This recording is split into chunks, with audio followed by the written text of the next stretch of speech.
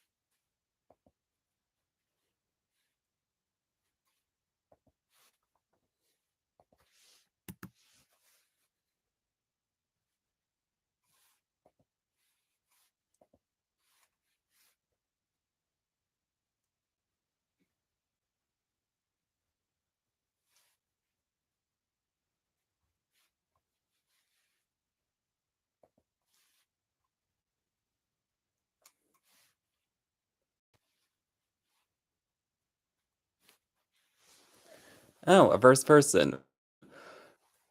How has your day been? Well, I'm not at work, so pretty good so far.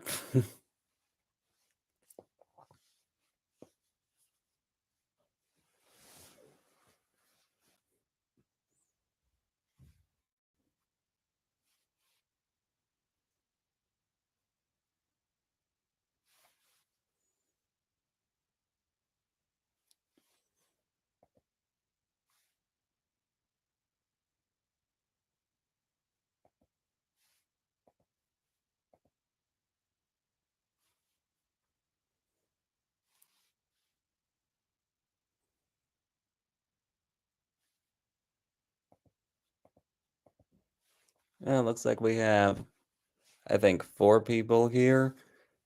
Feel free to ask me questions.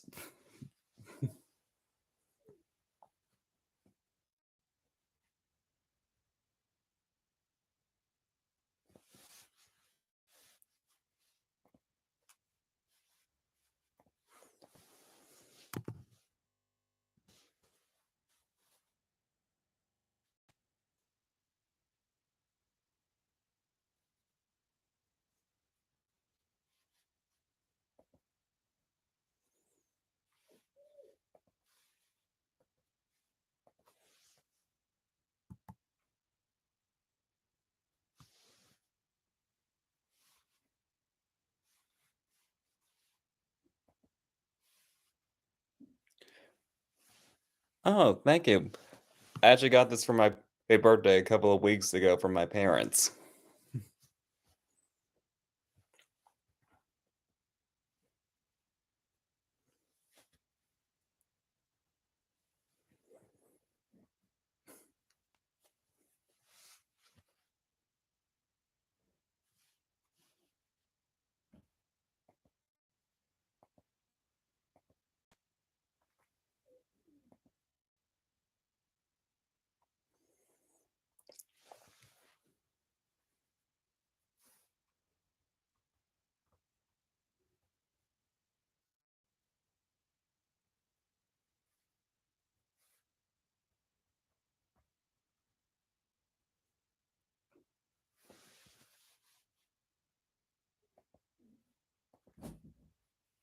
The dog's outside the door being all whiny.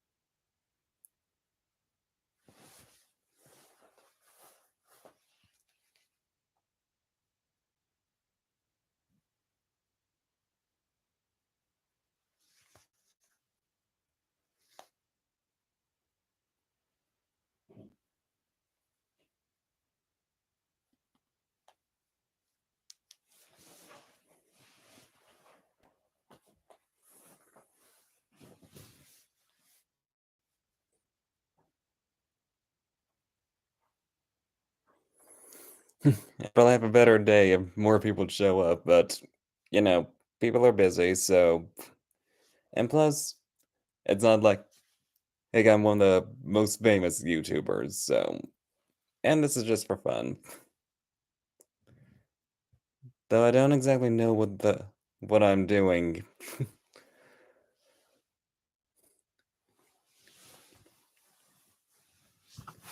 If I knew what I was doing, I would probably share my screen instead of showing my face.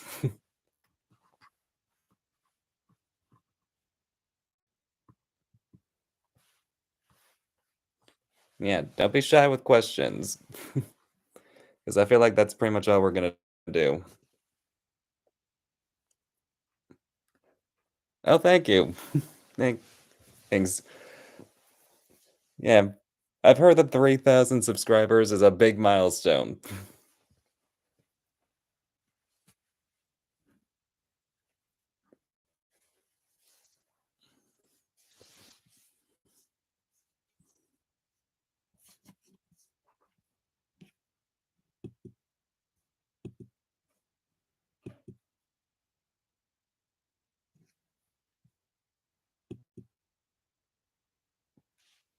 Yes, I actually did. I've been meaning to get around to commenting on it, but I'm just the worst when it comes to getting around to commenting on things.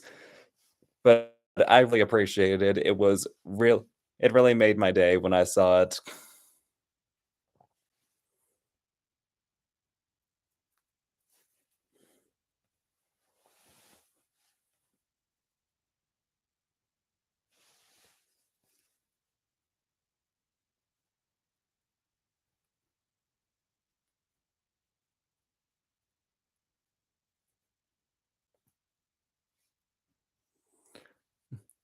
I have one dog, and yeah, she's outside the bedroom. Her name is Sula, and she's a poodle pointer.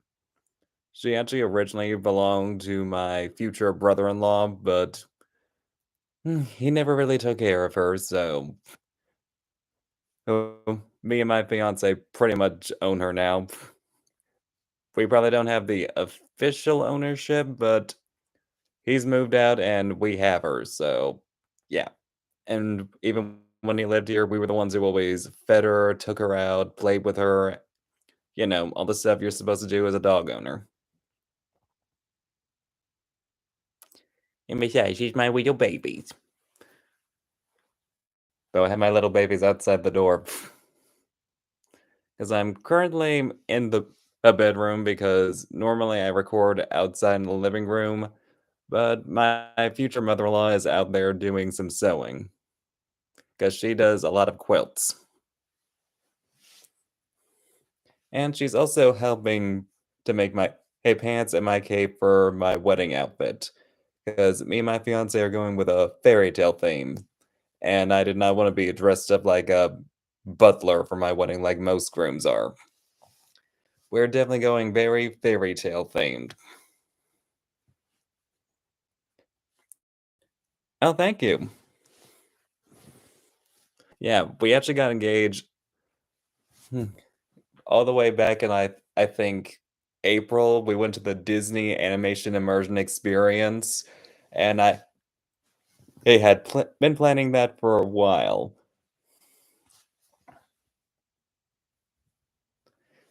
So, and during A Whole New World, I actually he got someone to record. I went up to a stranger and asked her to record us, and then I got on one knee and proposed to her. I'm really glad you liked my Lola Bunny ranking video. And yeah, I actually have done some other ranking videos well, I've done one ranking video with my Grinch video, and I do plan on doing some other ranking videos. I do plan on ranking different versions of Anna Green Gables, which is one of my favorite hit books and one of my favorite fictional characters of all time. Me and my fiance have actually been watching and with an E. It's really good. It does deviate from the source material quite a bit, but it still captures the spirit while also breathing new life while also breathing new life into it. And of course, And it also includes some things that are kind of ignored in the original book, like the treatment of marginalized groups, like people that are LGBT or Black or Indigenous. I'm dreading getting to the end of season 3 because of how I know how it ends, because it's when you're on the internet a lot, things do get spoiled, especially when you have a fiance that's especially when you have a fiance that is notorious for spoiling things. Though I though in this case, she was not the one to ruin it for me. I'm I'm not really that into DC or Marvel. I mean, I do like them, but it depends on the product for me to get into it. Like, I'm not the biggest fan of some things from Marvel and some things from DC. I think Batman himself is kind of overrated. I mean, I understand why people like him, but I'm more into other characters that are in the Batman universe, like the villains or even characters like Robin, like Dick Grayson or Damian Wayne, even though and of course, Barbara Gordon might tend to be, the Gotham Sirens, like, Catwoman and Harley Quinn and Poison Ivy.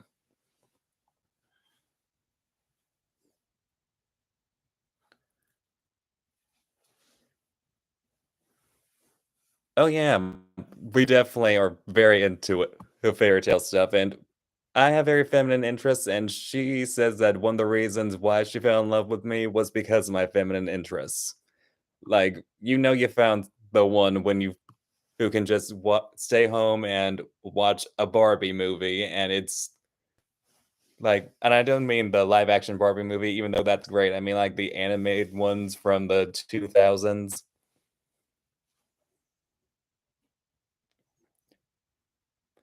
Yeah, I know most people are gonna disagree with me when I say Batman himself is overrated, and he's not a bad character. I understand why people like him. It's just I feel like he's not that interesting to me personally.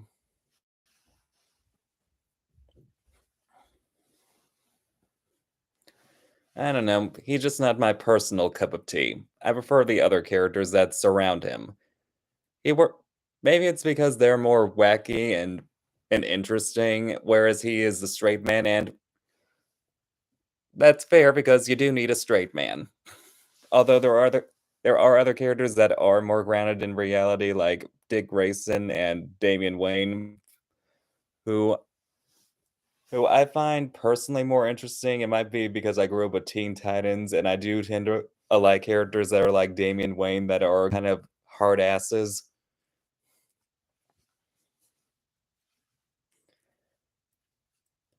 But yeah, I know most people will disagree with me about Batman. Yeah, I know there are comedic versions of Batman, but those tend to be and while I do love some campy stuff, I'm just not that into Batman himself. I don't know what it is. And besides, most people tend not to associate campiness with Batman himself. And I think that's what works for him when he's not being super campy, but I also don't want him to be too overly serious, like to where he's very much using brute violence for everything, like in Batman versus Superman. Yeah, I did not like that version of him. But then again, he was the least of that movie's problems.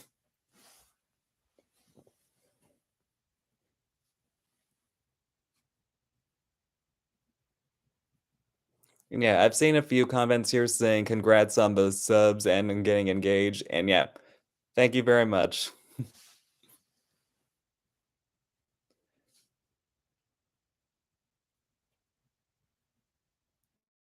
I have seen it.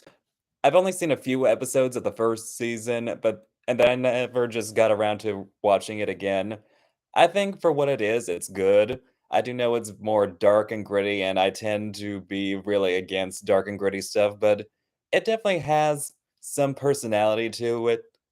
I do like the relationship between Robin and Starfire, and the casting is pretty good, apart from the actress who plays Raven. But then again, I've only seen the first few episodes. Like I think I've only seen the first 5 episodes, so maybe she's gotten better.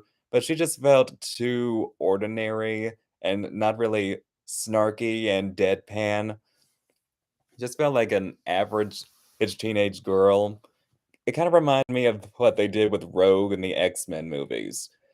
But all the others are pretty good. I know that they're harder than they are in I mean harder as in rougher and more serious than they were in the Teen Titans show. But and while it's definitely flawed, and I probably need to watch the whole season to be able to fully discuss it, it's pretty entertaining.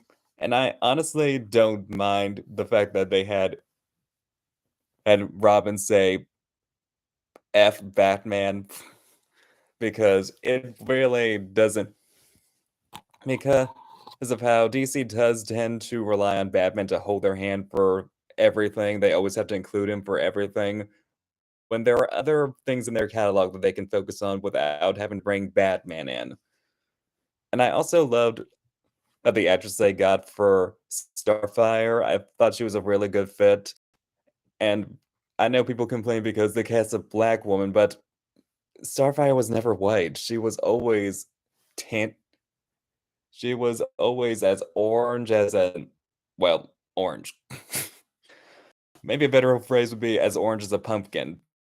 So her race doesn't really matter. And plus, with all the uh, with that one race storyline, that one prejudice storyline they did in Teen Titans where someone called her a trog, it really made sense for her to be played by a woman of color. I just wish they did better with her costuming. Oh yeah, Jenna Ortega would have been a great Raven. She's really good at playing those deadpan characters like in Wednesday. She had and plus, from what I've seen in interviews, she has a very dark and macabre style to her. She really likes the dark macabre stuff, which is why I'm not sure I could ever see her ever doing a fairy tale movie, a musical. For one, because she says that she's not that good of a singer, and I've heard her sing, she's alright. And what was my thought? Oh, yeah.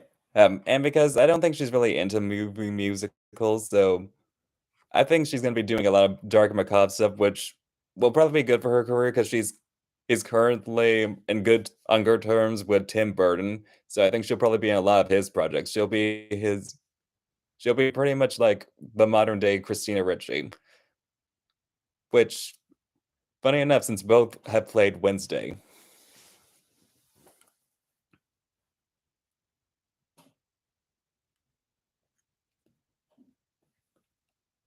In the case of The Flash, I think it was more so the actor or that they got that was doing it, Ezra Miller, because they are very controversial due to the fact that they are a criminal and a predator.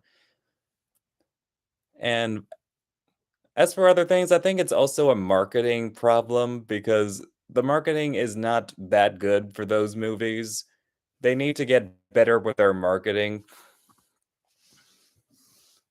And there's been other things that have performed well. I mean, the first Shazam did very well, and Wonder Woman did incredibly well.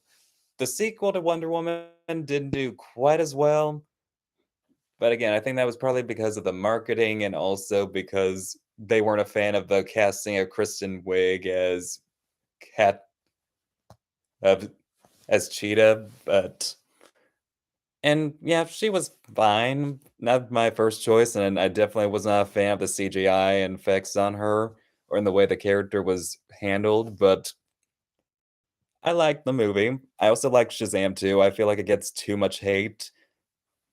I mean, it's not one of the best, but it's still pretty good and while definitely not as good as the original, I like it. Oh, hey, Wonder Star.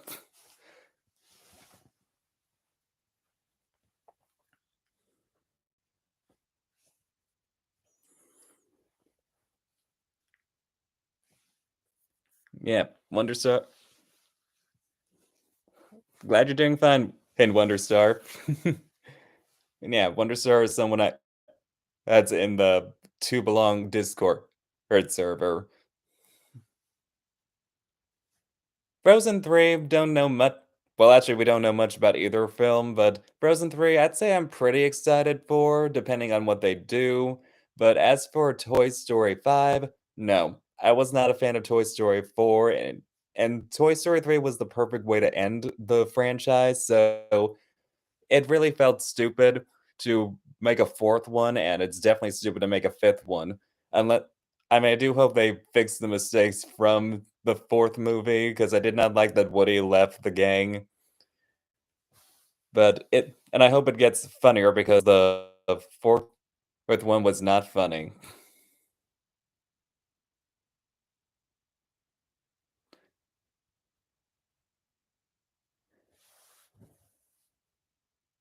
Not sure if there's any live action Disney movies I'm looking forward to at the moment. I was looking forward to Snow White until I started hearing more about it, and while I still think that Rachel Zegler and Gal Gadot are gonna be amazing in the roles, there's just a lot going on that I'm not too crazy about. I mean, I know they brought the 7 Dwarves back, which I heard they were going to cut, but they probably should have gotten little people to do it. I mean, yeah, it is good that they made the characters look stylized not so that they're considered mythical creatures and not just little people dressed up and being called mythical creatures without any CGI, it's really but the CGI clearly looks half-assed. I mean, I like the designs themselves, but the CGI looks pretty bad.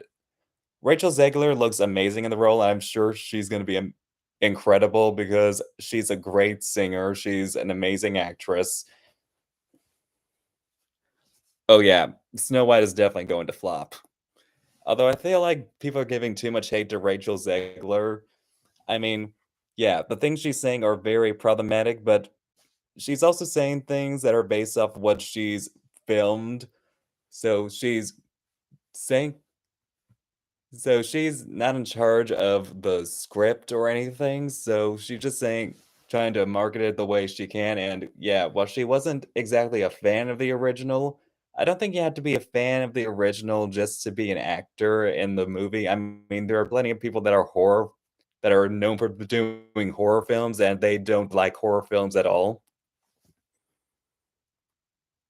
Yeah, definitely unwarranted and exaggerated because a lot of things well, she definitely needs to watch what she says because this is a beloved character and she needs to be better with how she presents herself, but she's still young, and yeah, has some very outdated feminist views, and by that I mean thinking that you'd have to be strong all the time and always waving a sword or being a leader when some women just, wanna be super feminine, be submissive, which is fine if that's what they want. Because not every woman wants to go out and do something big and heroic. They sometimes prefer the more simple things. And again, that's fine if that's what they want. And and yeah, she's still young. I mean, I've had some problematic views in my past that I'm not going to mention because I don't want to get canceled, even though I don't have those views anymore. Yeah, the hate she's getting is very unwarranted, and I feel like they should be having that hate towards the people that are actually making the movie because she's just promoting it. Is she doing it well? Not really, but it's not really her fault. She's an actress. She has no power over the script or the directing. She's just there to do a job. But yeah, I'm pretty sure the live action Snow White movie is gonna flop and it's gonna suck. I'm still gonna see it to support Rachel Zegler and Gail Gadot because I'm pretty sure they're both good. No, I'm not pretty sure. I know they're gonna be amazing. But I'm pretty sure everything else is probably gonna suck, even well, they might have some good costuming because I do like Snow White's dress. Oh, yes, I've seen The Ghost of Molly McGee, it's pretty good. I don't like it as much as something like Amphibia or especially Owl House. I think Owl House has become probably one of my top 10 favorite shows. It had some really good LGBTQ rep, and the fact that they had someone who was actually from the community work on it was really good. Granted, they screwed the show over by having the 3rd season just be 3 specials, but what can you do? We live in a very prejudiced society.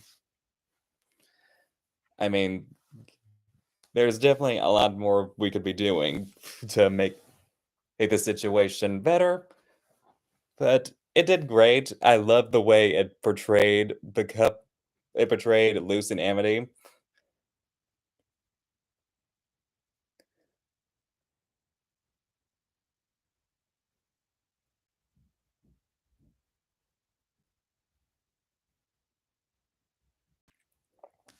Yeah, and I think Snow White was a strong character. I mean, I personally would not be able to be positive during all of that when she had to go through, well, almost getting killed, learning that her stepmother was trying to have her assassinated, and then going through the horror of that forest, which was in her imagination from being so terrified, but then afterwards being able to be so positive. I feel like she was strong emotionally, and that's just as important as being strong physically. And yeah, back to what I was saying about Owl House, I loved how Amity and Lucy's relationship was handled, and I'm normally not a fan of the whole if they hate each other, they must love each thing because it's so overdone, and sometimes people just hate each other. But it was done in a way that it was organic, and it wasn't that they were constantly fighting, it was more that they were antagonistic because of the way that Amity was raised. And I love that they didn't drag it on to where they didn't get to be a couple until the very end. They actually let them become a couple very early on in season 2, and they even kissed, both on the cheek and then later on the lips. It was like, "Screw you, Disney, we're gonna be gay," and in season 3, she pulled out all the stops.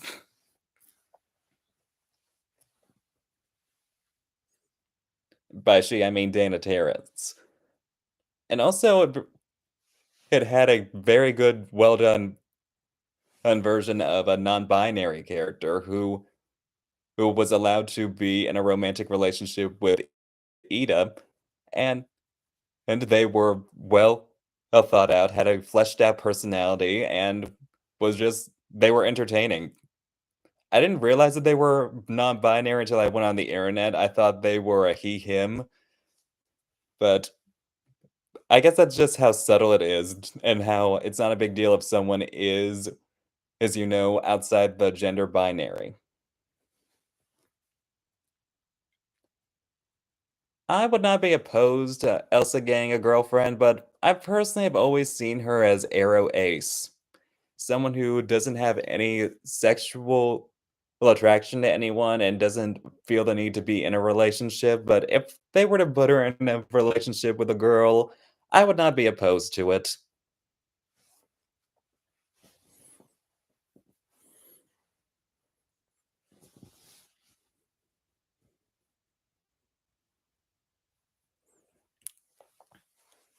Yeah, keep the questions coming. I am not shy about answering questions.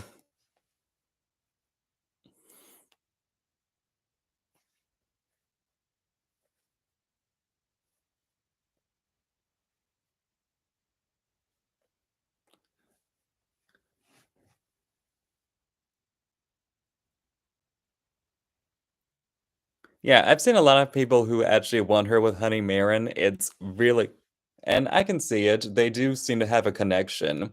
It felt like she was supposed to be more of a major character, but the plot is already so jacked full of stuff that you can't really just add that in, especially since there were things that are probably more important, like the relationship with Anna and Kristoff getting engaged, which reminded me a lot of of the plot line from The Rest Years Down Under when Bernard is always trying to propose to Bianca and was always getting interrupted. Well, as I've said, I've loved to see the live action The Swan Princess, and I would love to be a part of making that movie, but and maybe I will, who knows? Because I feel like there's a lot of potential there. But as for something from Disney, I definitely want to see a live action remake of Atlantis the Lost Empire, just like everyone else. Because that movie would probably work even better in live action. Because you can go even more adult, but also keep some of the campiness.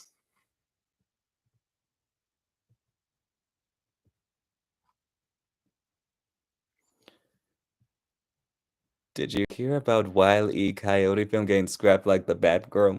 I did not know that Wile E. Coyote was gonna get a movie, but I was definitely angry about how they scrapped Batgirl and how a lot of the filming was done, and yet they just deleted it so they could never go back to it. That is a real slap in the face to the people that worked on it. It's a slap in the face to the actress.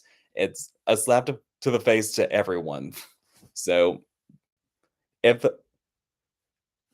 so that pissed me off a lot.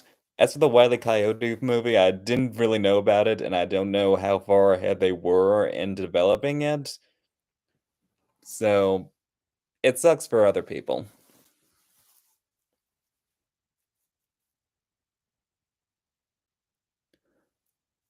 Oh, they had done a lot of the filming for it?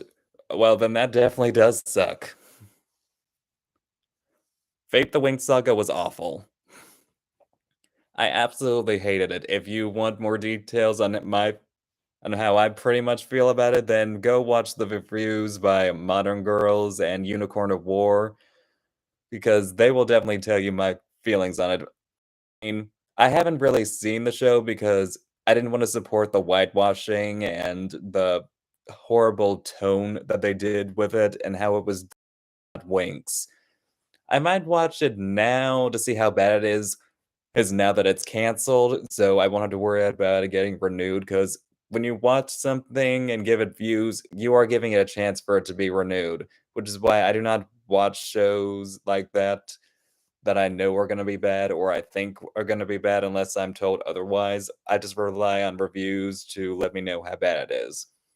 But yeah, it's pretty bad. I mean, from what I've seen from the clips, the acting was pretty decent. They had a talented cast, but some of them were definitely miscast, like the actress from Musa, who should have been played by an East Asian. And yeah, I know they did damage control for Flora, but Tara was actually originally going to be Flora, but when they were called out, they just decided to change the character completely. And yeah, I'm glad they got a Latina to play Flora in season 2, but that doesn't make it good. And honestly, they probably could have did some damage control with Musa by having this really be Tekna, eh, who was doing some who was pretending to be Musa to protect her, and that would have been a good way to allude to the original show where where it was the whole Sky and Brandon thing.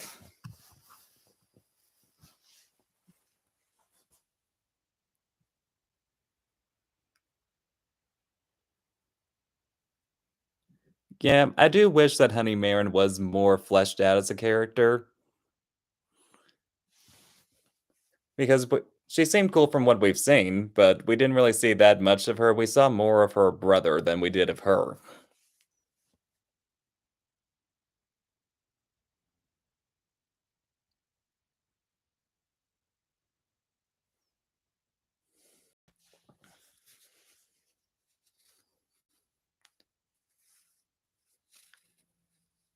And yeah, I was also not a fan of how they pretty much condensed the tricks into one character called Beatrix.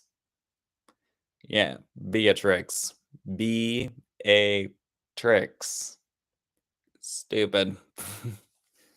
Though Beatrix was unironically the best part of the show, I mean, she's not as charming as the tricks themselves, but she was definitely the most entertaining character.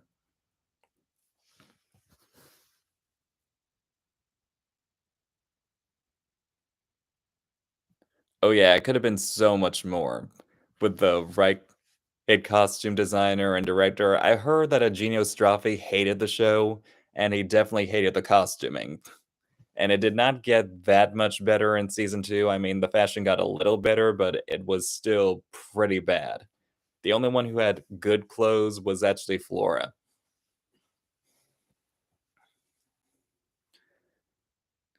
But yeah, who did the Vampire Diaries was not a good choice for Winx Club. Yes, I did see the trailer for Avatar: The Last Airbender from the Netflix show, and it looks amazing. I love the campiness. I love the how they are fully committed to the aesthetics, similar to how One Piece is very similar to the aesthetic of its show. And it really and I'm definitely excited. I love that for one, we have a racially accurate cast. Thank goodness. And even though it was very brief, I loved the actress for Azula because she definitely felt like perfect casting. And I have seen the actress for Katara. She's she was actually that indigenous girl from because I forget her name. I forget the name of both the actress and the character she played on Anne with an E, but she's really good from what have seen. I can't wait to see these actors really bring these characters alive. And of course, I've seen Daniel Day Kim, who is the actor playing Ozai. He's definitely really good. I'm very excited for the cat for this show. The original is my favorite show of all time. I doubt that the show will be nearly as good, but that I doubt I will love it nearly as much, but it looks great, and I'm definitely excited for it. It looks amazing. I love that the effects are stylized because I miss the stylized CGI look. Yeah, it's impressive how realistic things can look in CGI, but sometimes we just want things to be campy because it makes it more memorable.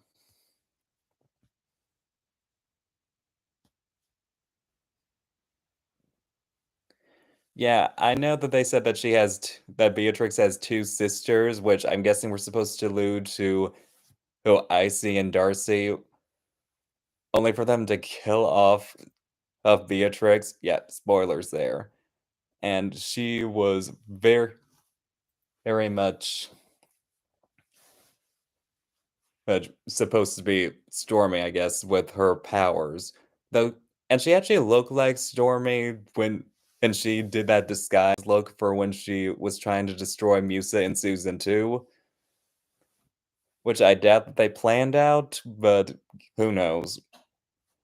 And I'm not sad that it got canceled after 2 seasons. I was actually sad that it was actually renewed for season 2, but I'm perfectly glad that it's canceled.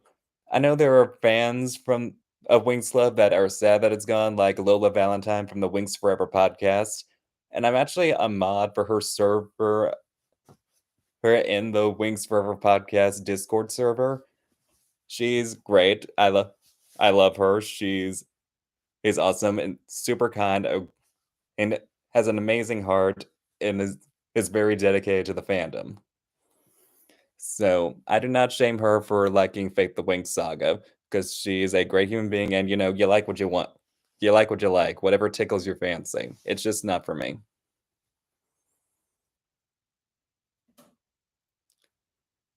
It kinda goes back and forth between whether I like Katara or Azula more, because both are great characters for different reasons, and I just love them both so much. I can never seem to decide which one's my favorite, and I, for some reason, never have them tied, but maybe I should just start having them be tied for my favorite character. It would make more room for my top 10 list. If I ever decide to do a video where I rank my top 10 favorite characters from Avatar: The Last Airbender. Yep, Katara, favorite hero, Azula, favorite villain.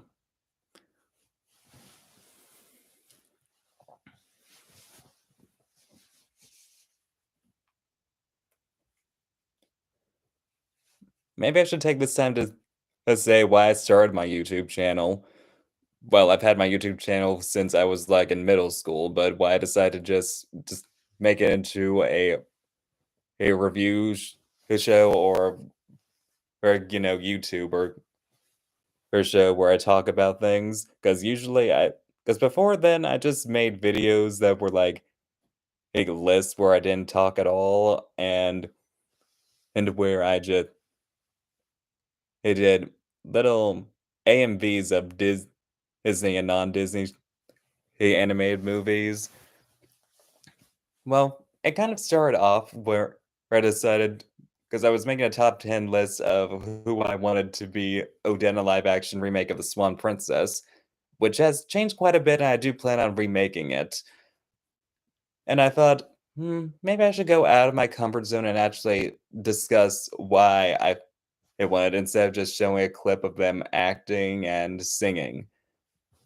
And so I did, and after that, I thought, huh, maybe I should do more of this.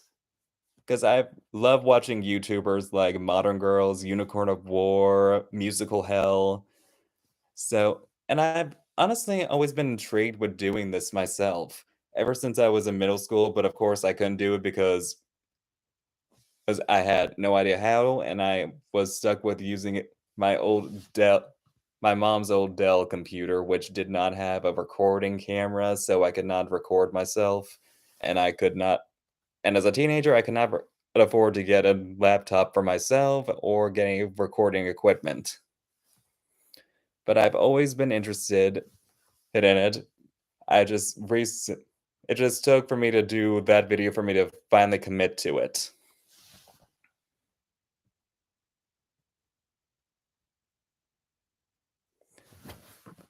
Ah, thank you. So for those of you that are in here, what has been your favorite video that I've done so far? For me, it would probably be either what I want to see in the Swan live action remake of The Swan Princess, even though some things in that have, of my opinion on that, have changed a little bit. And and the other would probably be the my review of the live action remake of The Little Mermaid, both of which were major passion projects. And yeah, they have not gotten too many views, so it was mainly for myself and for anyone who would be interested in it.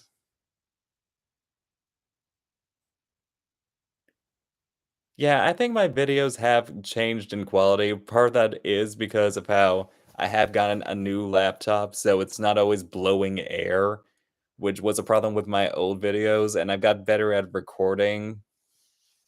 I mean, I'm still using the microphone on my laptop because I don't have a more professional microphone. But yeah, I think that my videos have grown and gotten better, and that's part of when you're doing something. You always find ways to make it better. You always is are growing because no one's ever done growing, until you did.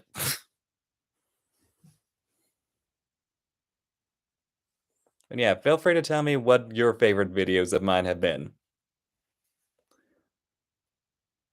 I'm pretty sure that Code Geass anime fan, and I'm sorry if I mispronounced that. I'm pretty sure your favorite video is my Lola Bunny video, since you have mentioned it quite a few times. And yeah, I loved doing that. I do wish that my equipment was better when I was doing that.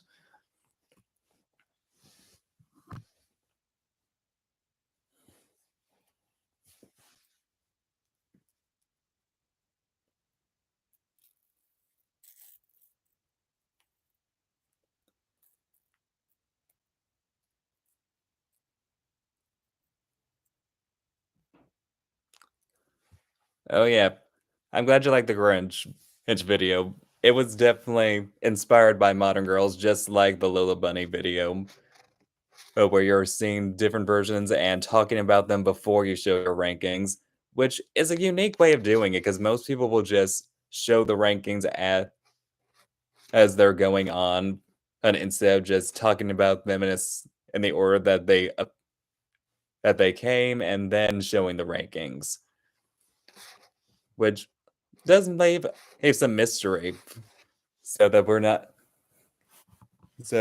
we're not just expecting the next one to be the ranking. We're actually left with some surprise, is in mystery. And yeah, the live action Grinch has always been my favorite, even as a kid, which is odd because as a kid, I always preferred animation over live action. In fact, I used to refuse to watch anything live action because it wasn't animated. But I just really love it. I love how campy it is. Jim Carrey is amazing.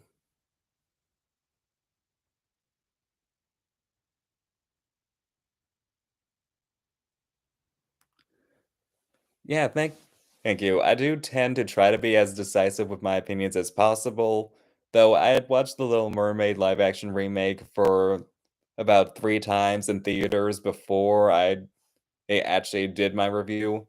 I mean, I was in the middle of trying to do it after my second watch, but then with my third watch, because I went to visit my mom.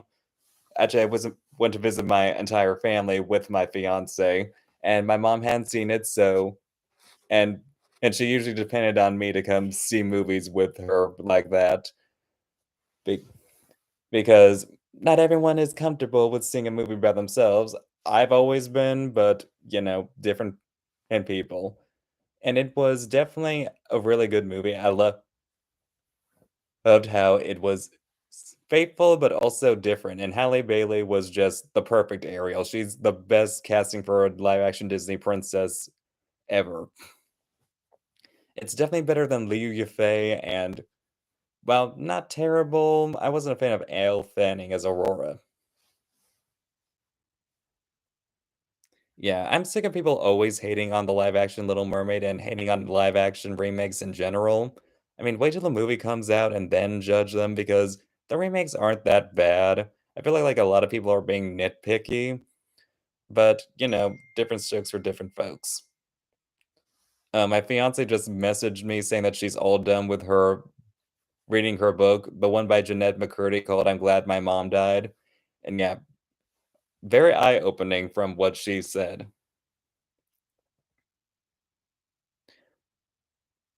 Oh, hey, Dorian. And I'm glad that you really loved Halle Bailey as Ariel and that you really loved the remake. It's really good, and she definitely deserves all the flowers. I'm hoping she'll get nominated for an Oscar for her performance because she deserves it. She probably won't get nominated because people tend to ignore her remakes or anything like that, but who knows? I'm pretty sure the person who's going to win will probably be Margot Robbie as for her performance as Barbie. Um, and there's my fiance in the chat right now. Hey, honey. Even though she's here in the house.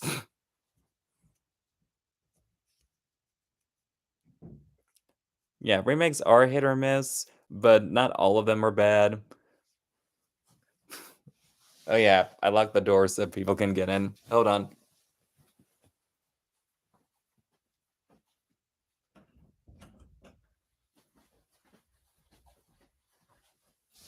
Okay, it's unlocked, so she should be here any moment. And here she is. Why are you on your knees? Because I don't have a chair in here. Oh, you're doing it outside of the closet. Yeah. She does some YouTube videos too. But not as professional as mine because she's usually just recording live, which I could not do because I'm too much of a perfectionist. And she usually does it in her closet. Should we see? Want to see your doggy? Yeah. Oscars don't really do objective choices anymore. Her- I feel like that there have been some people who deserve to win or be nominated. Like I thought Bella Thorne should have been nominated for an Oscar for her performances in Girl. I don't think that she should have won because Viola Davis was also a contender and she's the most talented actress ever. So,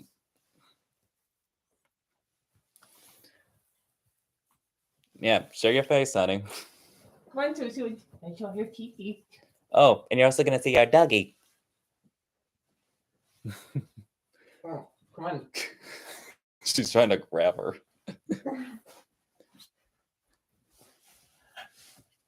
Hi, Yep. peoples. No, Yep. this is our doggy Susu's. Her Yep. name is Sula. Mwah. It I've means already told them about her, but yeah, she's so cute. it means she bear.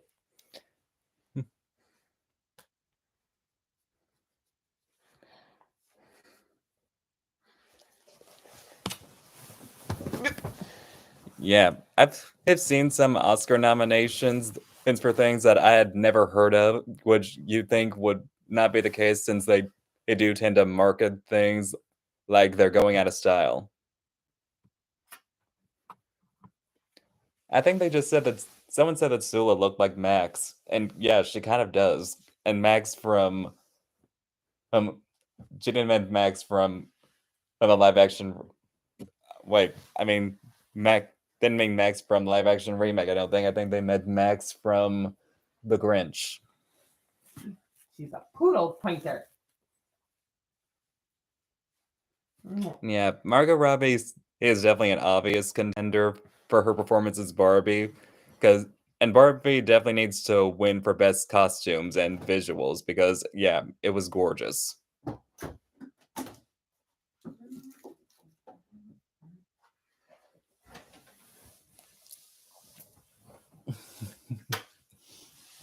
Oh, Sula, you're so affectionate.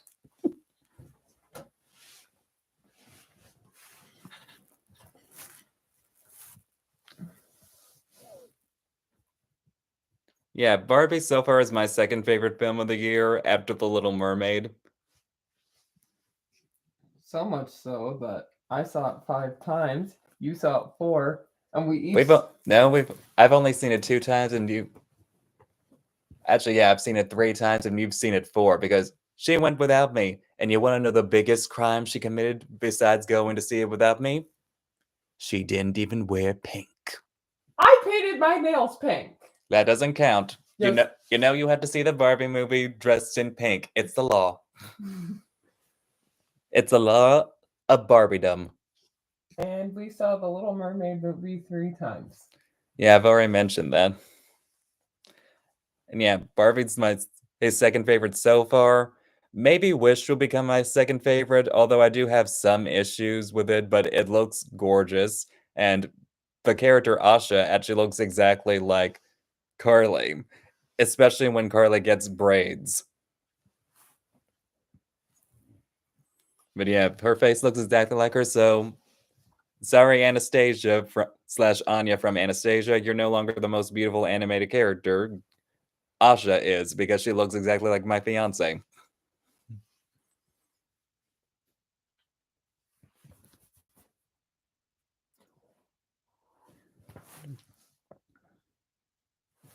Could a Wish cosplay happen?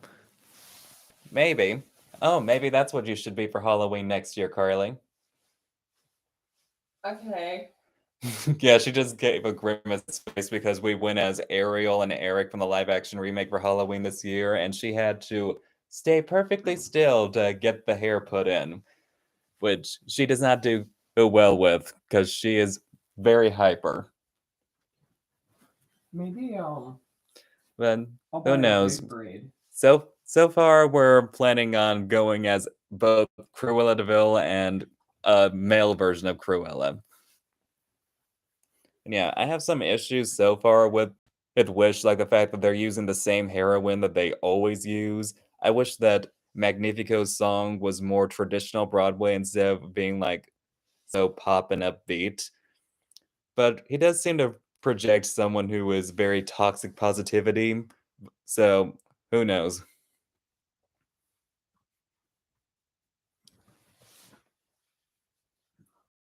Another film we've seen has been Elemental, and it's pretty great, despite what people say that it's too generic and what people said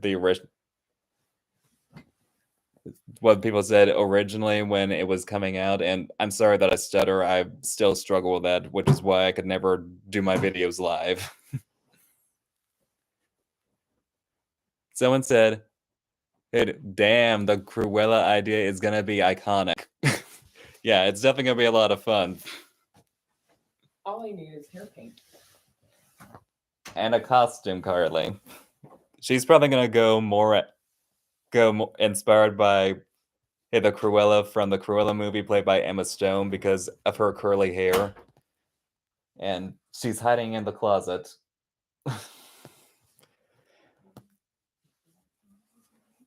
And I'll probably try to do something similar to the Glenn Close or even animated movie.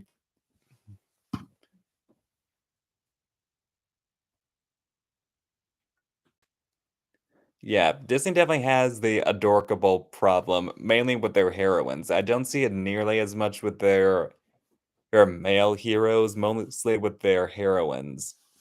Ever since Rapunzel, and yeah, the characters are good, don't get me wrong, but there's been very few that have been unique. I mean, and we had Tiana, but that was before Rapunzel, and the only unique ones we've gotten and that have the only unique one that we've gotten that's been the main protagonist has been Raya. I mean, yeah, she has some moments that could count as being adorkable, but she's mainly more serious and is definitely the most unique protagonist since Tiana. But yeah, there have been some characters that have been more less adorkable that but they haven't been exactly the main protagonists like Vanellope, the Calhoun, both of which are from the Wreck-It Ralph movies. And I guess Shank counts from the sequel, maybe. I'm not sure. And and there's also Go-Go from Big Hero 6, but that movie still has an adorkable heroine with Honey Lemon.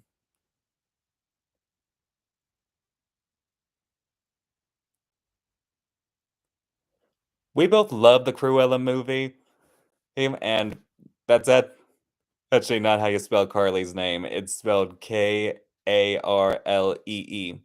But yeah, we both love the movie. There are some issues, but it's one of the best of the live action in movies. It's my third favorite after The Little Mermaid and Cinderella. It's unlike Maleficent, they let her truly feel like the character. They let her. Oh yeah, Elsa. Elsa isn't adorable either. Sorry, I forgot about her. But yeah, the Cruella movie is really good. It definitely feels like someone. She definitely feels like she's on the way to becoming Cruella, but they definitely need to explain how she ended up hating animals since she has a pet dog.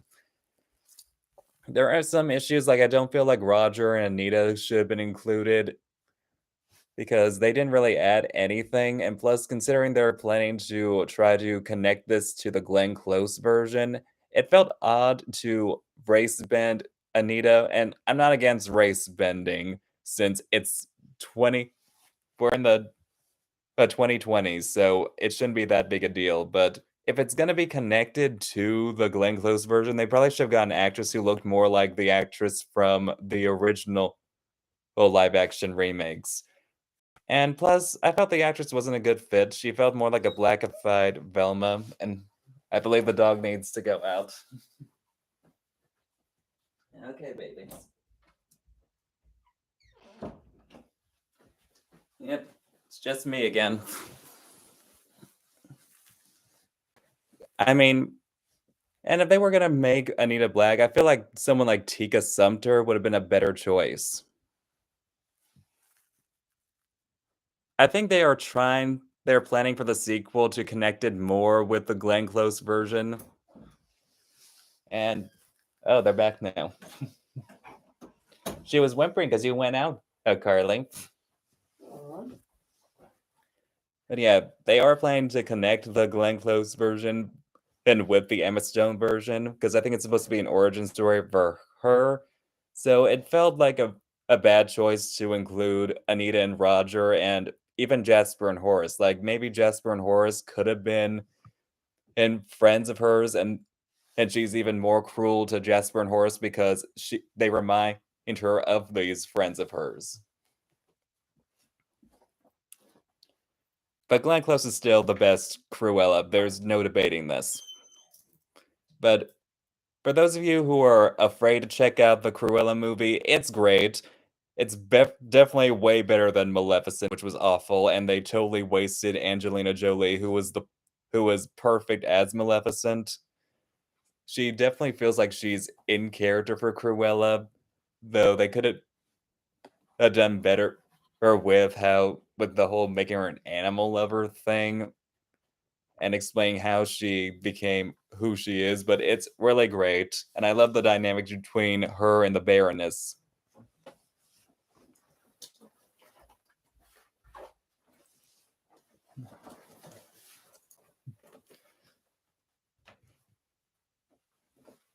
Any more questions?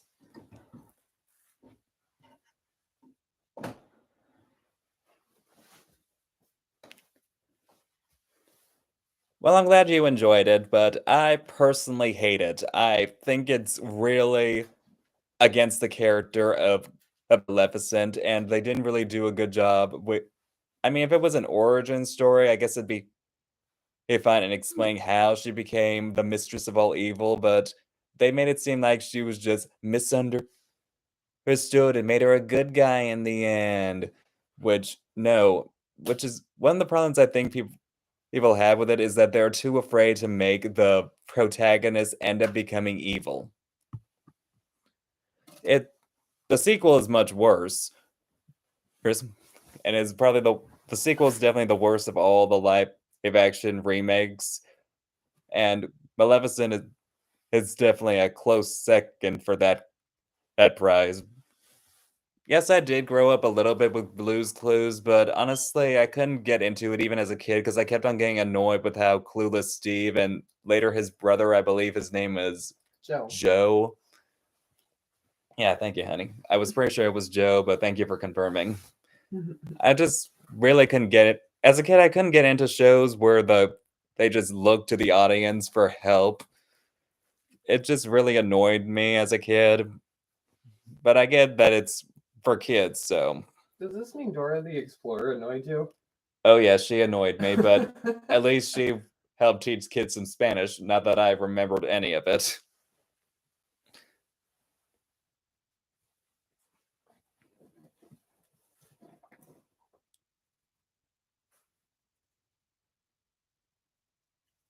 Yeah, Maleficent definitely should have stayed evil, and I hate that they didn't let her be a dragon. Oh, wait, we're not paying enough attention to you. And I also am not a fan of the casting of Elle Fanning as Aurora. I mean, she's a great actress, although I felt like this wasn't her best performance. She felt kind of lifeless and bland, though wasn't helped by the script and how the Aurora has always been kind of bland. And but this could have been a better way to flesh her out. And I felt like she didn't have the right look for Aurora because while Aurora is not a very distinguished character personality-wise, she has a look that is supposed to be very ethereal and mature. I'm not sh- I'm not entirely sure who I would have gotten to play Aurora back then. I probably would have got. Well, you'll probably need to go out there with her, otherwise she'll start whining. But anyway, I felt like it, it maybe back then and I might have casted Bella Thorne, who was around the same age as Elle Fanning, because she has more of the right look for her. Since while Elle Fanning is not unattractive by any means, she is definitely not the supermodel type of beauty. She's more of the girl next door, and Aurora has always been more of the supermodel type of beauty since she was gifted the gift of beauty. And I feel like Bella Thorne fit that look better. But if I were to cast for a Sleeping Beauty for made for today, I would have cast Jackie Evanko, who does have a supermodel look to her face and has a gorgeous operatic voice. Like, if you have not heard Jackie Evanko, you definitely need to listen to her voice because it is gorgeous. And she's been sounding like that since she was like 7 years old.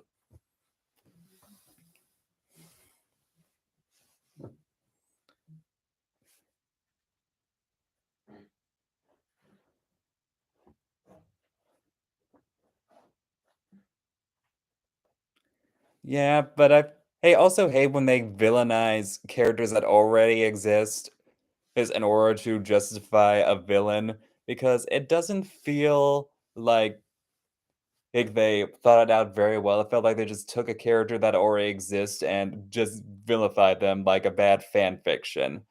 It honestly was not well thought out, especially if you've seen the scenes with King Stefan. He is not someone who I would take as a legit threat. He was literally fighting with the other king. I can't believe I forgot the other king's name. Him. Oh yeah, King Hubert with a dead fish and a tray. They were fighting with a fish and a tray. That's not someone I could take seriously as a villain. So it really, and I've also seen people try to make King Triton a villain in stories to justify Ursula becoming a villain, but I just really don't like when they take already established characters and make them villains to justify why a villain became who they were. Why not just use other characters? Hey. Like, and plus, it takes away from the sympathy of Aurora's situation because of how it was definitely. Because one of the things I did feel sorry for was how Aurora's parents didn't get to see their daughter grow up. They had longed for a child, and they had to send her away for her own protection. And whereas this, he did not even go to see his dying wife.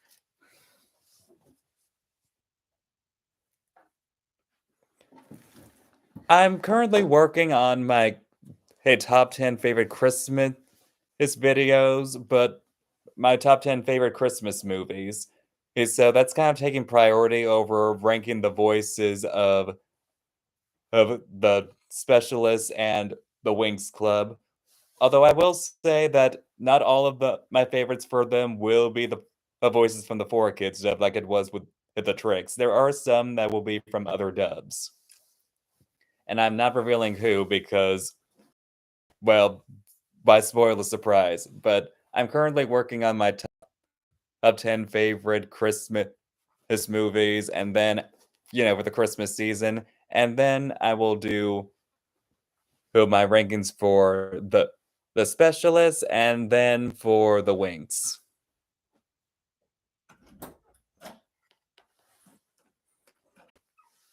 Yeah, spoiler alert, I'm not big a fan of the Winxmas episode, but then again, I'm not that big a fan of anything post season 3.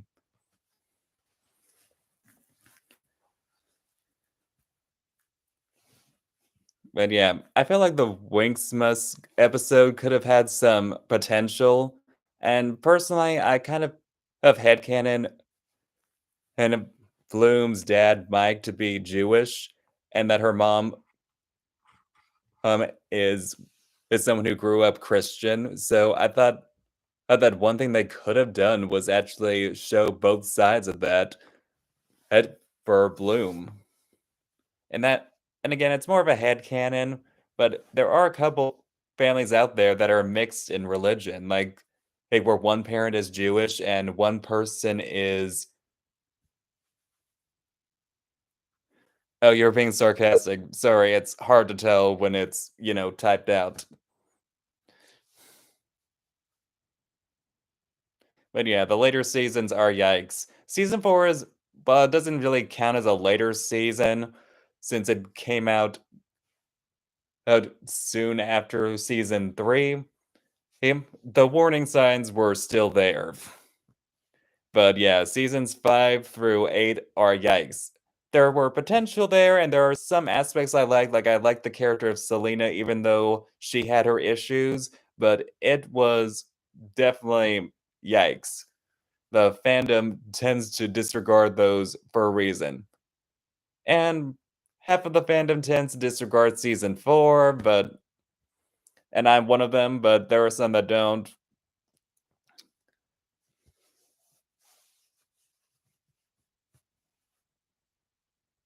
Oh, sorry I had to go, but yeah, I loved answering your question. Hens code geese he's an anime fan. And again, I'm sorry if I'm butchering your name.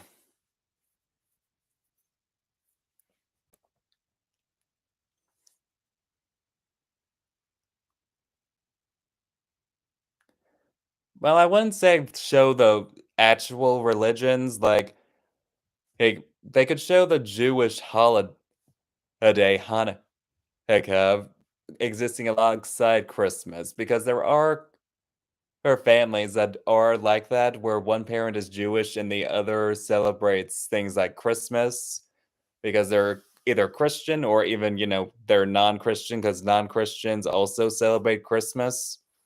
There are some people in the Christian community that question why they do that, but Christmas isn't just may have started as a religious holiday, but it's not just for religious people. Because I don't think you need to be a because as a Christian, I don't think that someone needs to just be Christian in order for it to be accessible to other peoples, because it's supposed to be peace on earth and giving to your fellow man, and that's part of it. But anyway, I feel like they could have shown the but I do feel like they could have shown on how Bloom would be able to how Bloom celebrates both holidays simultaneously. And that would be some good rep for people who do grow up with those kind of groups. I first found out about Wings back when season 1 was airing, though I think a few episodes had exist by then. I first remember being introduced to it during a 4Kids commercial where Nut was being asked by the narrator or how about being beat up by a bunch of girls, since he claimed that the Wings were a bunch of girls, and then showing clips of them beating him up. I believe that's how I was Yeah, I know that's how I was introduced, and I'm not sure what the first episode I saw was, but I do know that I was always in things that were super girly, super feminine, and so Wings Club was definitely right up my alley. I believe I discovered it back when it came out back in 2004, and I believe this was around the time that Pokemon was had gotten rid of Misty, and I watched a good chunk of that, but also it's felt wrong for Pokemon not to have Misty in there anymore, so I was not watching Kids WB nearly as much, and I would sometimes just alter between, so I would definitely be watching Wings Club instead of that.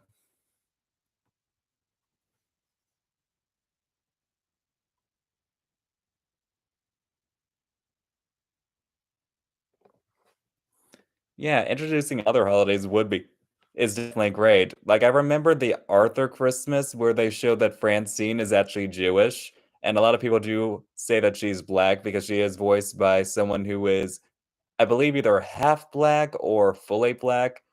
Like, so her and her family are bluish, and it was a good way to introduce kids to that holiday. And to explain why the holiday matters to Muffy, who because a lot of kids probably don't think, "Oh, why would someone wanna celebrate a holiday around Christmas time that isn't Christmas? You don't get gifts or anything." And actually, I've heard that they do get gifts on Hanukkah, but I'm not an expert on it due to the fact that I'm not Jewish, so I can't comment on that. And the funny thing about Wings is, as a kid, my favorite was actually Flora, who has become my least favorite now. As a kid, it was because my favorite was always the character whose main color was pink, but it was which was, something you do when you're a kid. But as I've gotten older, she's a great character. I love Flora, but she's just not as much my cup of tea as the other characters. My favorite is, of course, Aisha, followed by Musa.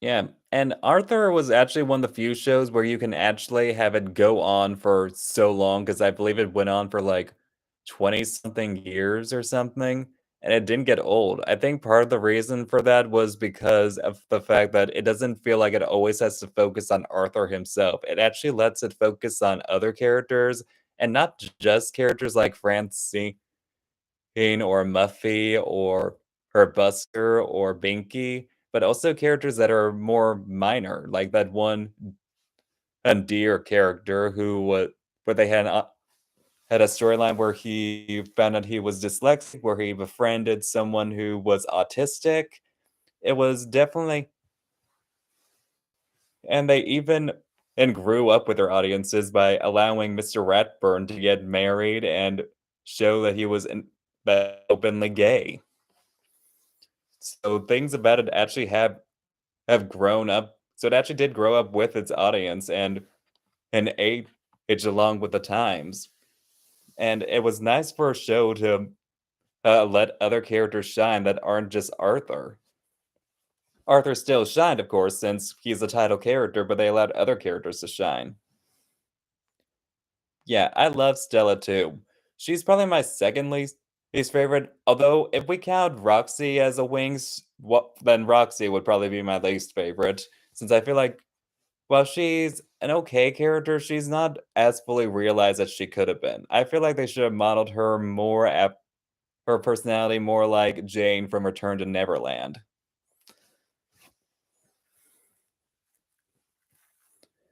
But yeah, I love Stella. I love how pretty much she just cuts through the bullshit. He doesn't care about social norms of etiquette. And plus she's a fashionista. So yeah, especially the 4 kids Stella. And I love the way she says darlings.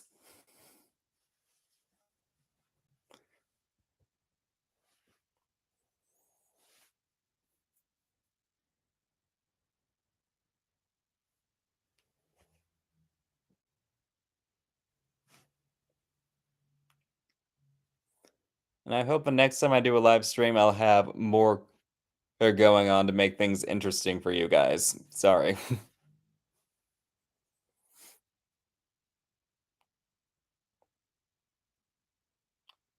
I doubt we'll see Roxy in the reboot, but who knows? I do hope they do better with certain things. Like, oh yes, definitely watch the 4 Kids dub because it's by far the most superior of the Wings Club dubs. It has the most personality, unlike the Cineloom dub, which is credited as being the most faithful, when it's also the most dull. And plus, there's a lot of awkward silent moments.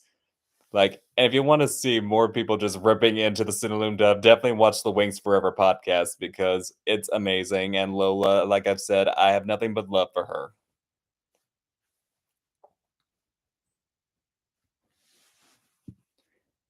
because she is a super kind soul. She's always very open and kind to people. She definitely is a major 4 Kid stan and definitely,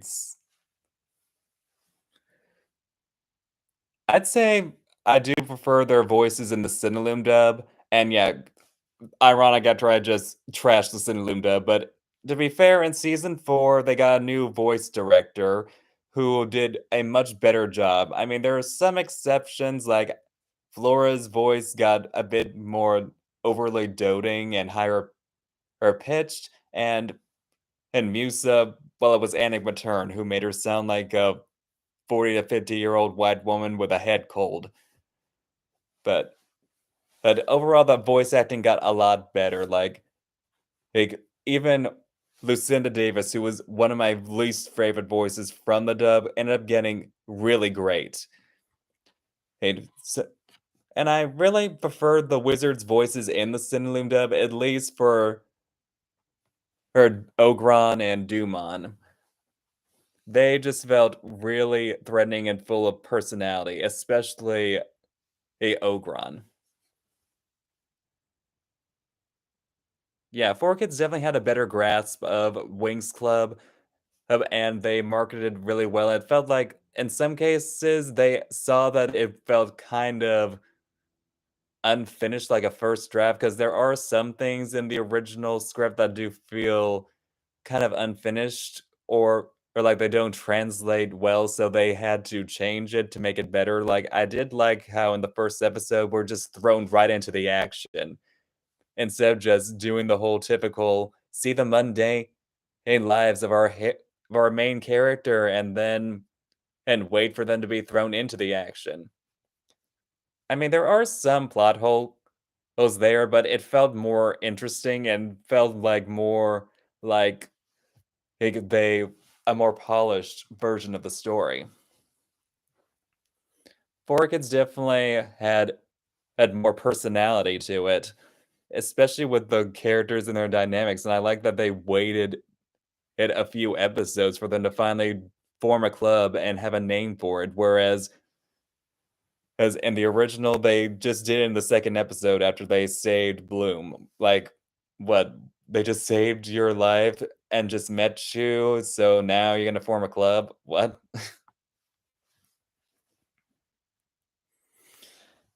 But yeah, there's a lot of changes, and if you want a more in-depth version of how they changed things and why it's better, definitely watch the Wings Forever podcast. Lola's videos are great, and she's always full of energy and very entertaining, especially her videos where she gets to talk with Unicorn of War. Because yeah, those two are a absolute riot.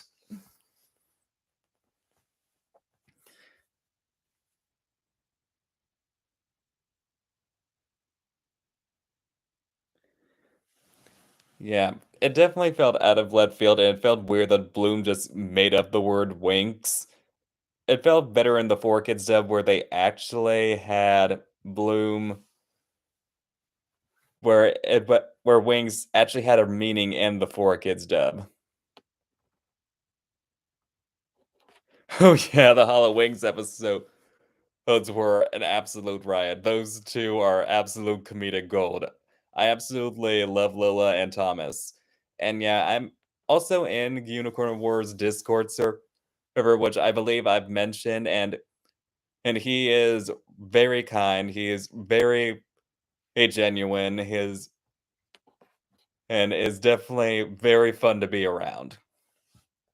He he also followed me on Tumblr, which I still to this day cannot I say to this day as if it's been a long while. It's been a few weeks, I'd say, maybe a couple of months, but I still can't believe it. And I actually sent him a friend request on Discord and he accepted it, which I'm again genuinely surprised about because that would mean he'd have to enjoy me as a person.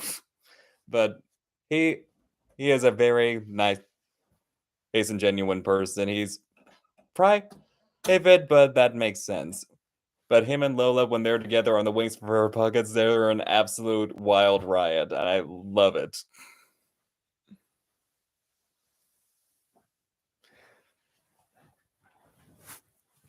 And Carly's back, and the dog will probably be whimpering at the door again. She's with mom begging for chips. Oh, she's with my mother-in-law now, begging for chips. Oh yes, his book is really good. I have it. Although he's planning to rebrand the book, he says he's gonna make some minor changes to it, but that's mostly just as to correct spelling errors and nothing major that will affect the plot. But it's a really good book. I was really engaged in it, and it also had a lot of personality to it because it would have these little side notes where you feel like the character that's basically the character saying something in their head. It's kind of it's presented in italicized wording but it's really good and has a lot of personality and definitely feels very hey Thomas Vaccaro, aka Unicorn of War. It's really good. So oh definitely get it when you can because it's amazing and you will be begging for more for when he does his sequel book.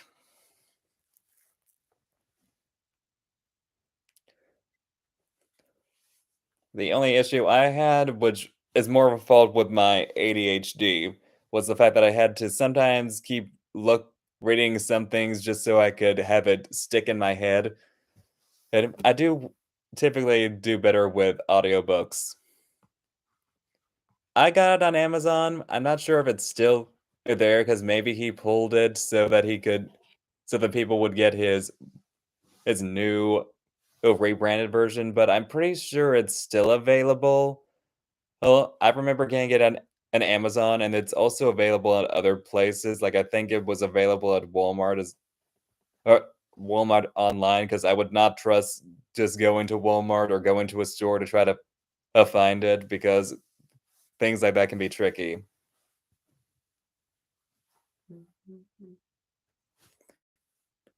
I believe he said that an audio a book was planned for more of a Patreon thing.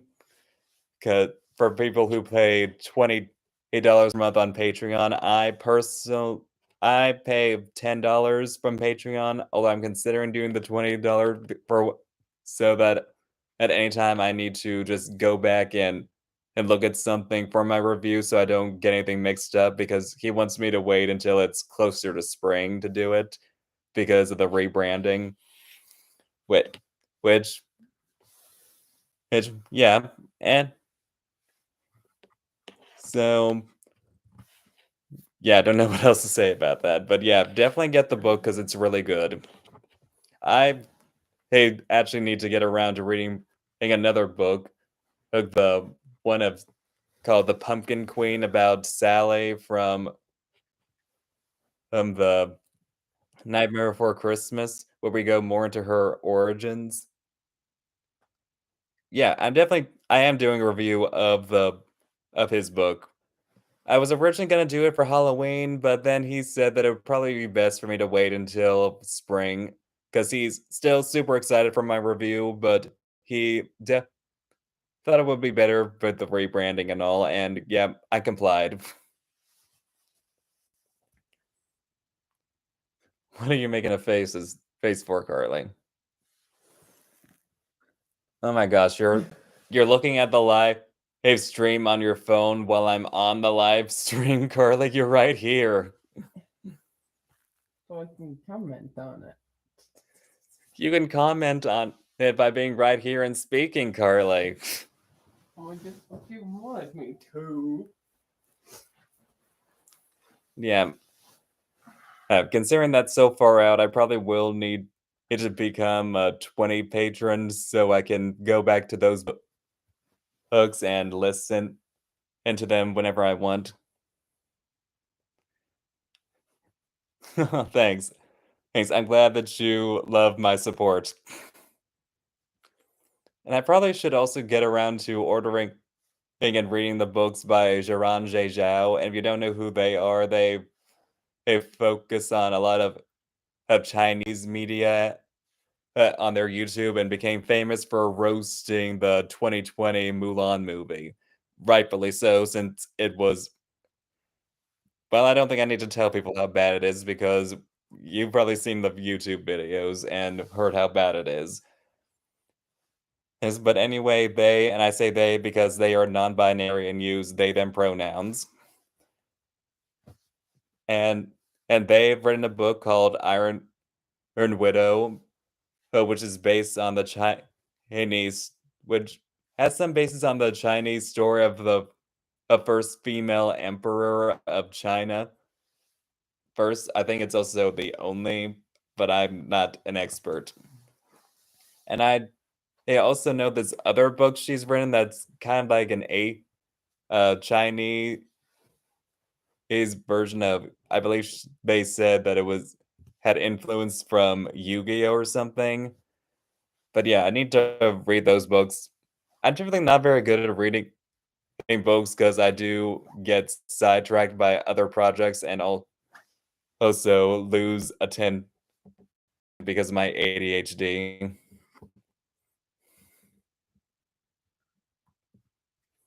They're available at Barnes and Noble. Oh yeah, we've gone to Barnes and Noble plenty just to look around, and we've seen plenty of their book. Mainly Iron Widow. I don't believe I've seen their other book. I forget what the title of it was. I'm not sure if there's an audiobook for it. Maybe there is. I know there's an audiobook for The Pumpkin Queen, which I actually asked for Christmas last year, and I still haven't gone around to reading it yet. I'm just the worst when it gets around to reading things.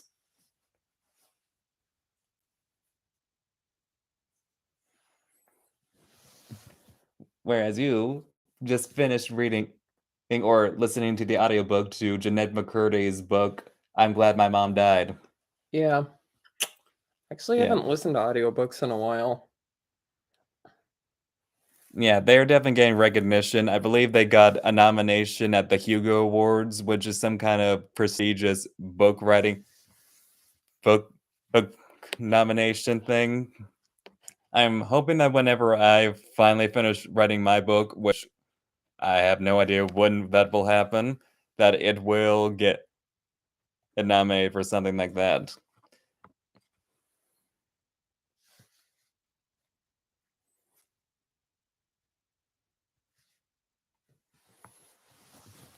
Don't tell me you're gonna look at my live stream on your phone. No.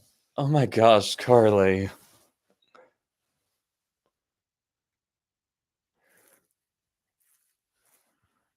I'm trying to look. Yeah, you definitely need to be in a mentally strong space for that because from what Carly has told me, it is very dark. For any of those who have eating disorders or have struggled with eating disorders, I'm going to tell you now that she describes her eating disorders in very Very, detail. very strong detail based on her facial expression, and also her mom was very grooming of her and her brother, to put it lightly.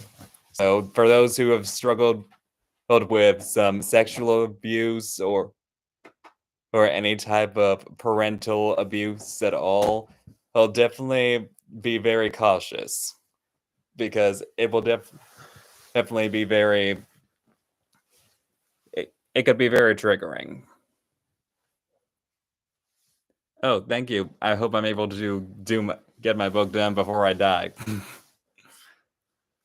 Because it's a slow pace. I've been working on it since I was like in high school, and many things about it have changed. I know a smell. No, no, no, no, no, no. Yeah, I believe. Yeah, she went more detail about it in the book, but I already knew that her mother had forced her to shower. Oh, hello. Hello, Coco. Coco is from the Winks Forever podcast, has Discord server, so glad to have a fellow Winkser. Well, I've had a few Winksers in here, so how you doing, Coco?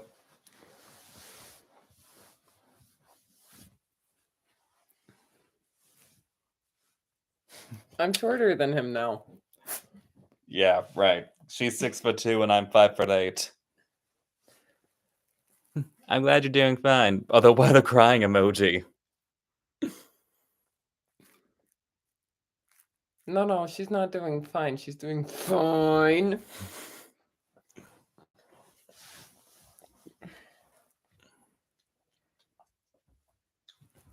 And you can definitely tell she's a Winkser because of the Flora icon.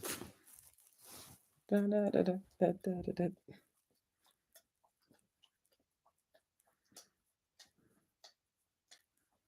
Okay, then.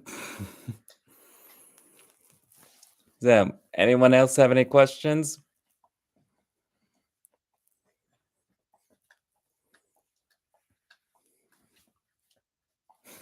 If you're wondering what that licking sound is for those who came in, the dog is here. See? Suzu, look it. You're on camera. He. Sula. The stream is just people just hanging out and asking me and doing a Q&A. Hey, and just, general chatting. Ew. No, don't do that. No, Sula, don't lick the mouse. And it's mainly a way to celebrate the fact that I got 3,000 subscribers, which is considered a milestone in YouTube. You should do live streams more often. Ooh, good. I love questions. Me too, but I like asking them more than getting them. Yes, I know, Carly. To the point where you made one of your cousins cry from asking too many questions. Oh my gosh. She was being dramatic. Okay, fine. She Oh, was like 4. oh, thank you, Dorian. What I think of the Cinelim score. But technically I believe it's also the score for the original, well, for the original Italian as well. But honestly, while I do like some of the score from it, like I loved the score for when Sky discovers how the Army of Decay hey, had attacked Magic City, like that singing in the background, that was just oh, chef's kiss, chef's kiss. But most of it is kind of eh to me. It's mostly because the Cinelume feels like the recording equipment for it was very um hmm, wasn't recorded with the best equipment. It sounded like it was recorded with equipment that you would use in a high school or middle school.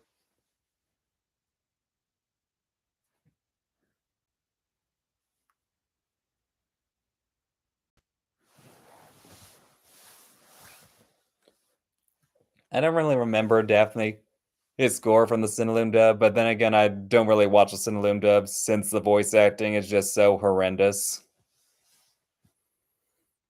Especially from characters like Bloom and Aisha, although Aisha got a lot better in season 4, and especially Musa and Stormy's voice actresses. But I will definitely take a listen to Daphne's score after the stream.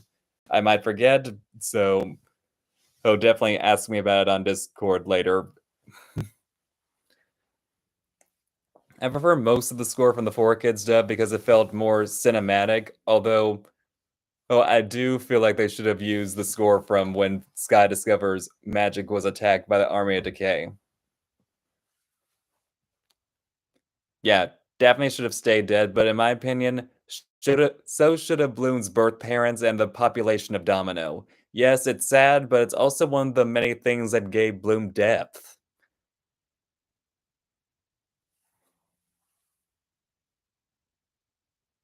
I also think we wouldn't have this awkwardness of her calling Oracle and Marion mom and dad. And yet calling Mike and Vanessa by their first names, when it should really be the reverse, because Mike and Vanessa raised her, and Ortel and Miriam, yeah, they're her birth parents, but they're pretty much strangers. And you don't have to be out of view, Carly. In fact, you're not out of view because they can see your weird caricature. And my name above it. My pants are too tight, so it kind of hurts to kneel. Yeah. Any other questions? Since you said you had quite a few questions, Coco. And I love me some questions. Well, it's for a live stream, Carly, and you tend to ask questions without giving me enough time to actually finish.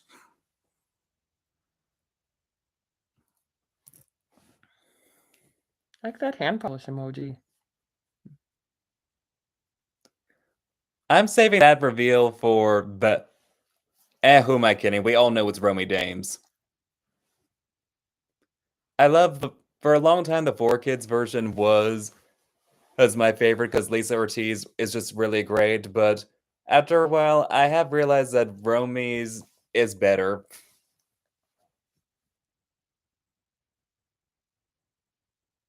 Does it help that she's Like, it also helps that she's Asian, but I also feel like she does help with the snark, but it's probably does sound more organic than Lisa's, and the fact that she really amps up the emotions.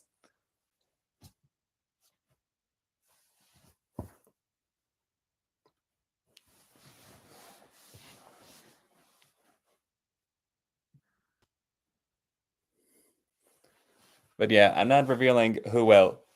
But yeah, I may have just revealed that Romy Dames is going to be my number one pick for Musa, but I'm not revealing any of the other her choices because my rankings for the voices of the specialists and the wings don't all have all the characters 4 kids voices being at number one. There are some that are from other dubs, but I'm not going to reveal it. But let's face it, we all knew that number one was going to be Romy Dames. Yeah, she kind of does treat Mike and Vanessa like casual friends, or on some occasions, maybe in like a distant and an uncle.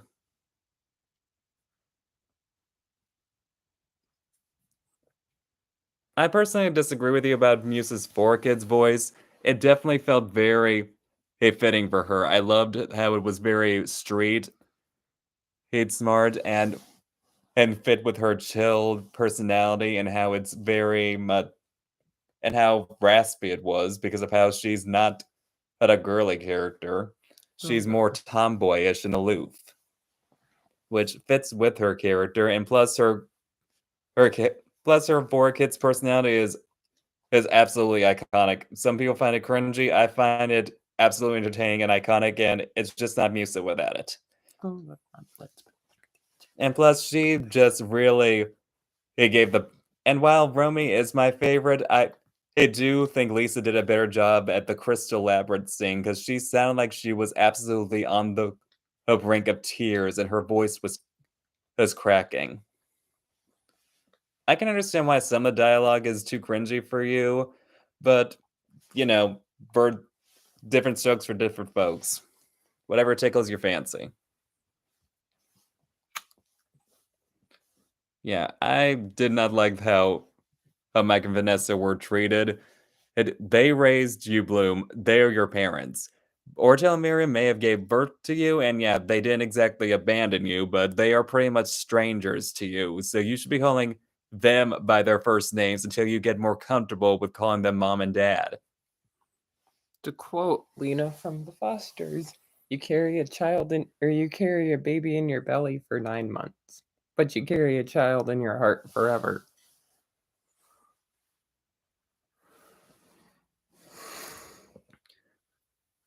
I know some people say the 4 kids dub can feel more dated than the Cinelume, and yeah, there are times that it is dated. Like I didn't like that one line Musa said where she said, "Ribbon's gonna win for Shiggity."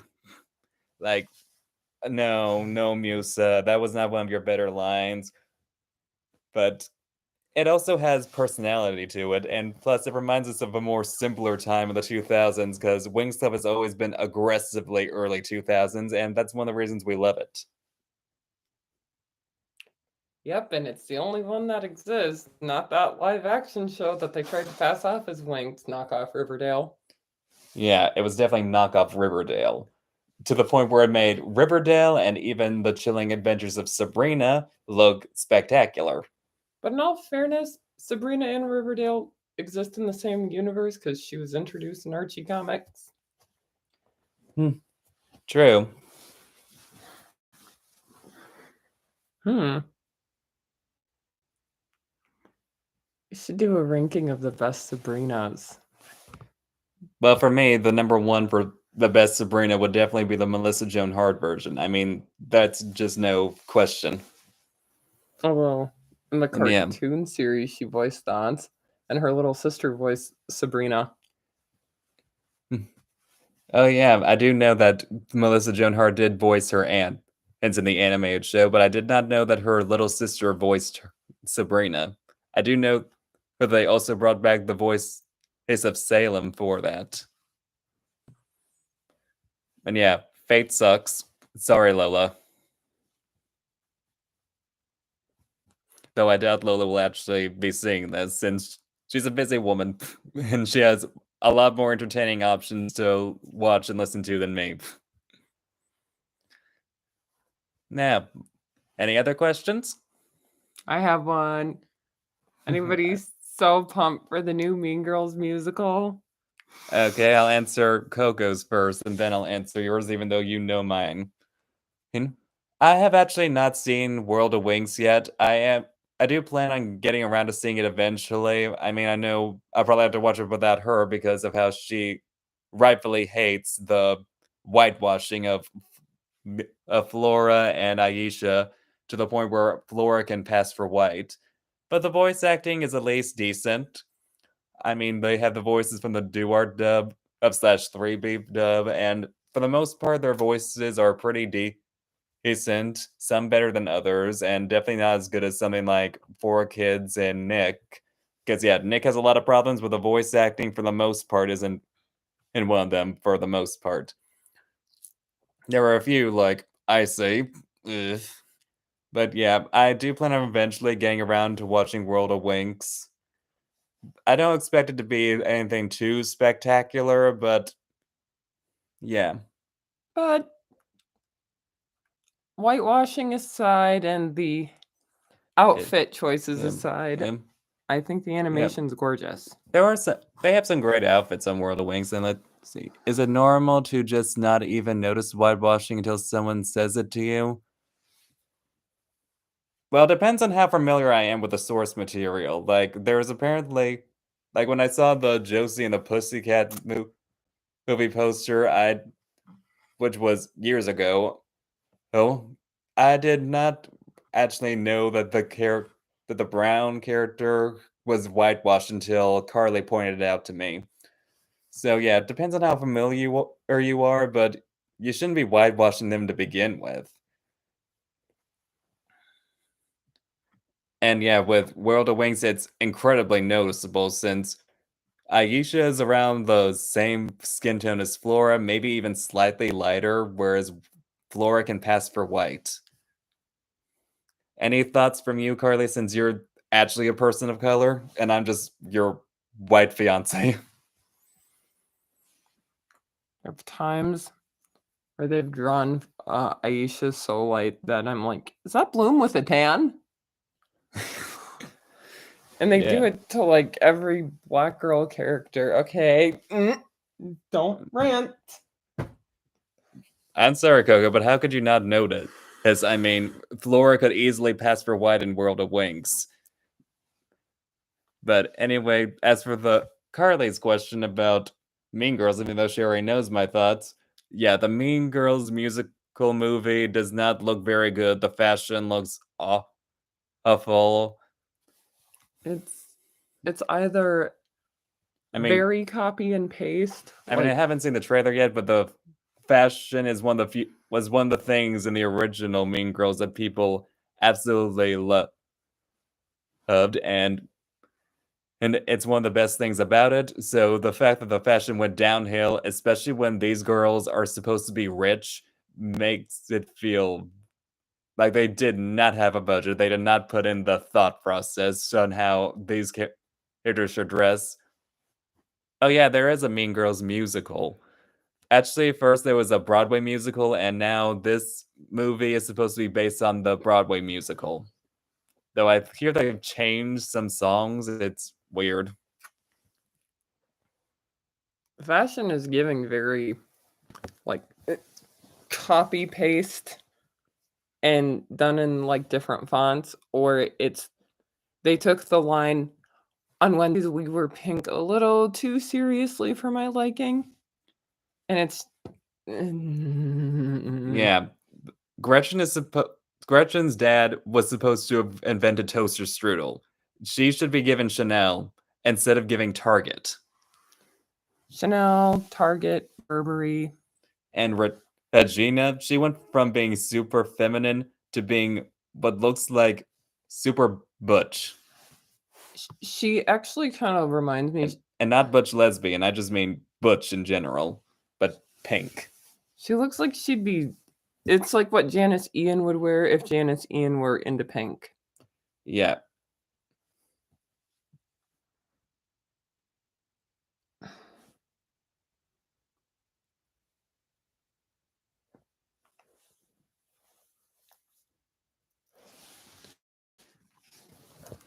I'd say probably the wings with the best spells would probably be Aisha since she has the best powers, but also I'd say Flora since her spell catalog tends to be pretty diverse for the most part, since she is the fairy of nature.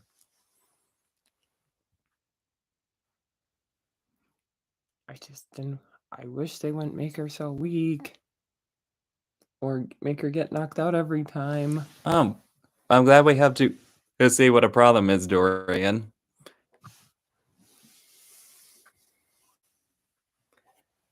Yeah. Unfortunately, I'd say Musa and Tekna have the weakest collection of spells, which is depressing because of how their powers are unique. So you would think that it would make way for for very unique spells. Musa's spells particularly got downhill in the later seasons, even though I loved her harmonic spells. And she didn't even and also Musa did not even get an enchanting spell.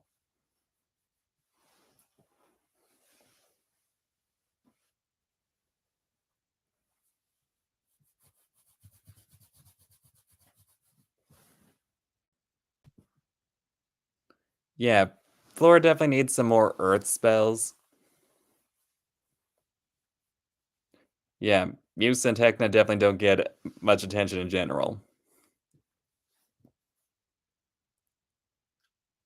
Stella needs more focus on her lunar spells. Well, But Her spells are creative, but for the most part, they just aren't given as much detail as some other characters because it's usually generic. But for the most part, they're pretty creative when there's a creative spell. Like when she has a creative spell, it's really creative, like amped up. But honestly, the Winx in general could use more diversity in their spell catalog in general. The Tricks definitely need more diversity in their spell catalog. and transformation. Yeah, they definitely need more transformation. Also, if you go to his DeviantArt, he also made edits of the Link's Tricks Specialist, and they're also posted to Tumblr. Thank thank you, Miss Promotion. Yeah, the Believix shields are pretty, but let's face it, Believix was mainly awesome spell names with generic spell beams.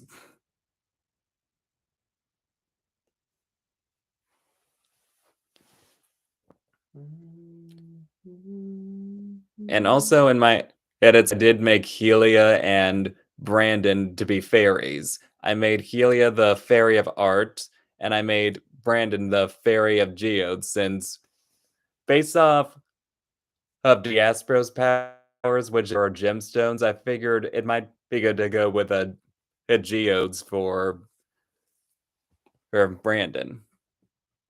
Here I spent Brandon too. Technically, I did not race Brandon because no one in the fandom knows what Brandon's race is. They pretty much have to guess it. Okay. Like, is he a white boy with a tan? Is he a Latino? Is he Middle Eastern? Is he Southeast Asian? No one really knows, so it's kind of guesswork. Okay, he race bent Roxy Yeah, I did race Ben Roxy to make her indigenous. and made her younger.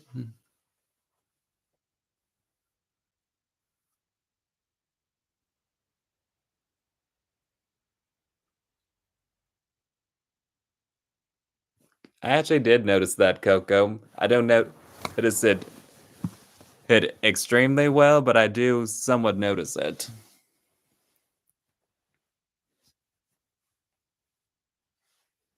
And yeah, don't feel too bad. There are lots of details that they add that we don't notice.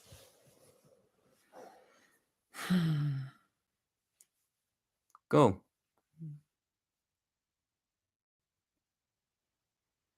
Yeah, we need more male fairies. I doubt that they will, and that was one of the few things about Fate that they allowed males to be fairies and females to be specialists, even though they did literally nothing with the concept. But it was still a good idea. I mean, we have seen some background male fairies on Domino, but I guess after Domino was destroyed, it's like, screw it. Screw the male fairies, I guess.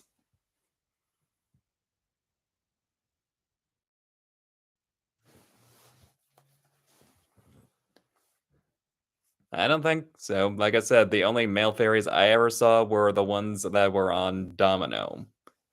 And yeah, I call it Domino instead of Sparks. Yeah, if you see the flashbacks or the Secret of the Lost Kingdom, or even I believe in maybe it was also in Magical Adventure, we do see some male fairies in the background. And apparently Domino's the only one with male fairies. Yep, except they spelled Sparks with an X instead of a K and S. I think Domino is supposed to have a meaning. Think like how Andros, while you don't immediately think of water, is based off of the island, an island called Andros that's surrounded by water, but I think there's some deeper meanings. I'm gonna look it up.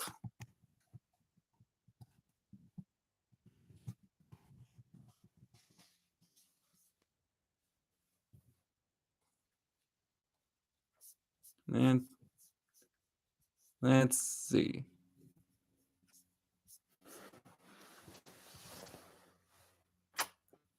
Latin master. Italian for I rule, dominate, contain.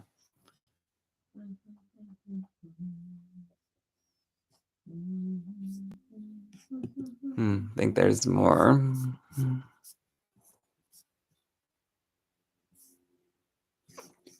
To subdue or to tame. In English, dominus is a title of respect formerly applied to knights and clergymen. Now I'm gonna look up what the name for Andrus means. But honestly, Domino kind of sounds better than Sparks, because Sparks feels a bit too on the nose. I say as someone who grew up with the 4Kids dub.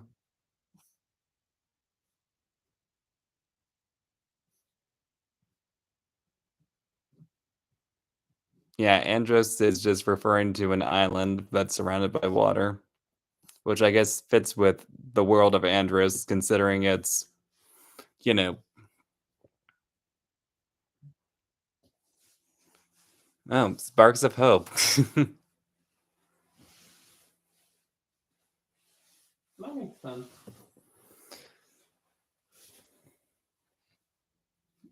Yep. And while I do prefer calling Muse's planet Melody, I do like how 4Kids called it the Harmonic Nebula. Oh, maybe it can be Melody is located in the Harmonic Nebula.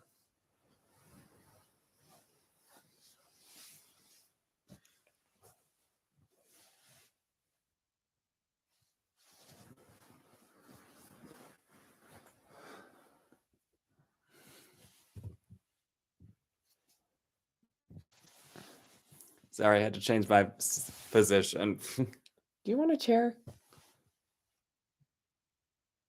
Or a stool?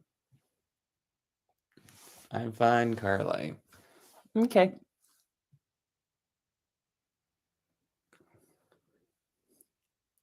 Yeah, that doesn't make sense since they're from different planets. How Musa would be able to save Galatea? Maybe. I don't. Yeah, that's. Well, I love the 4Kids dub. That didn't make much sense. So it probably made more sense for them to just be from the same planet in general.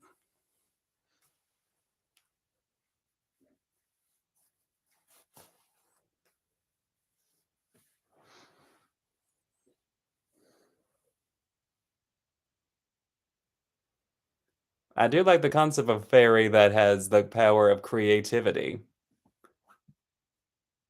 and from a mental aspect. Yeah. Maybe I need to You want to sit on the bed? Yeah, I think I'll sit on the bed because my legs are kind of hurting.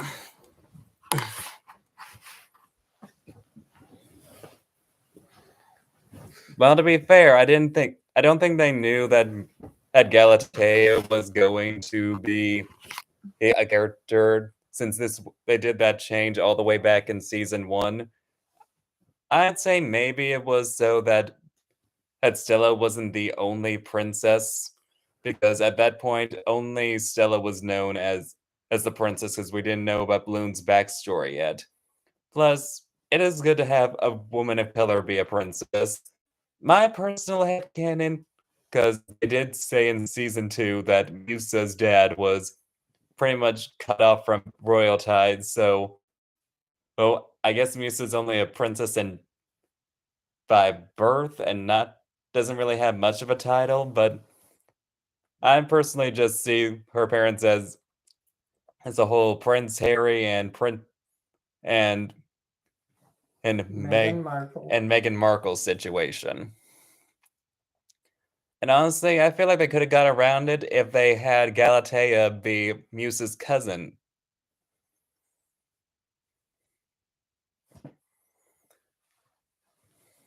which is what I have being done in my version of Wings. I've also decided to also make Galatea mute because I do love the concept of a fairy of music also being mute, which I kind of got the idea from rewatching Unicorn of Wars rewatches of season 6 during that storyline where Musa lost her voice. And again, why didn't they have the person who steals her voice be the Sea Witch from The Little Mermaid instead of Rumpelstiltskin, other than wanting to capitalize off the popularity of the character from Once Upon a Time? Man. But anyway, any other questions? What are you about? Oh, I made a tweet a while back that I said that I'm tired of them ignoring Stella's lunar side because as a biracial, if I just were to ignore one side, then I'm not totally being honest about my full history or heritage of Okay. some sort. Yeah. To answer your question, Coco, I think it's because she didn't know about it back then because she didn't really notice the mark of Valtor until she used the fairy dust on Sky. So she would not have noticed it on Radius. Oh, okay, I found it. It says hashtag Wanks, the lack of acknowledgement of Stella's lunar side is giving the same energy as a biracial person themselves or their family refusing to acknowledge their other side. Yeah, Stella. I do agree that Stella's lunar side is very underutilized. Also, her lunar aesthetics is so Yeah, underrated. yeah. Like for Cyrenics and Harmonics, they could have gone with a more lunar aesthetic, especially since in that season we are introduced to Luna. I mean, we were introduced to her kind of in season 1 with Stella's dream, but this was when she made her first physical appearance that wasn't a flashback. And instead of making Stella a bimbo, they could have, well, Bimbo. not a bimbo. Well, they kind of just made her a stereotypical blonde in movies.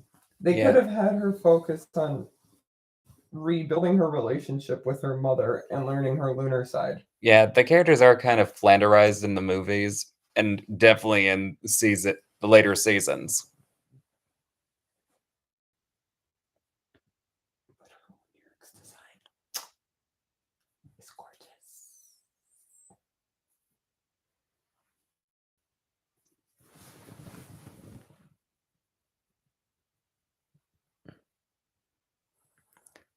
Oh yeah, and it's not helped by Amy Gross's performance. It just really helps with the flanderization of her character. Plus, her voice just kind of annoys me in the Nick dub. So yeah, big surprise. Amy Gross won't be too high on the list in my rankings.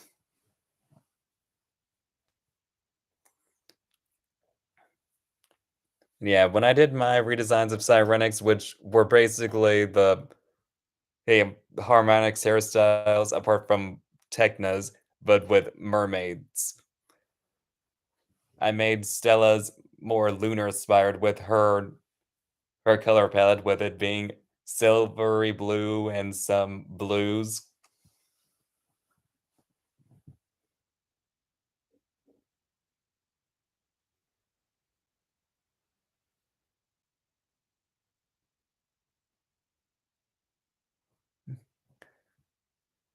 My only guess to that, Coco, is that Techna's a genius. So, not sure. Love of Wings Club, but it doesn't always have the best writing. So, not sure. I wouldn't call the Nick voice of Stella the worst voice because the dubbing brothers' voices exist. Because she had two voices for that. Becca Ordonez Zacharian, who did the voice for her in the first movie and the third movie, and then Aaron Fitzgerald for the second movie. Those voices were definitely far worse, but yeah, the Nick voice for Stella is right down there.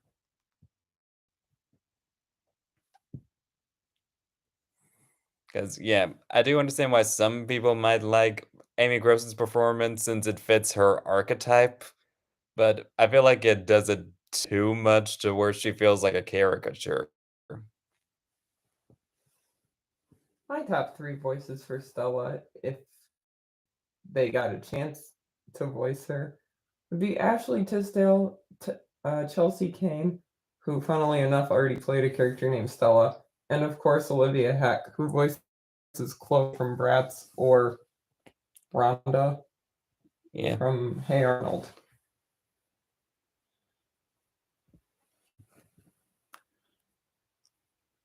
Yeah, the age reversal episode definitely was bad for Stella since she was acting like a 3-year-old.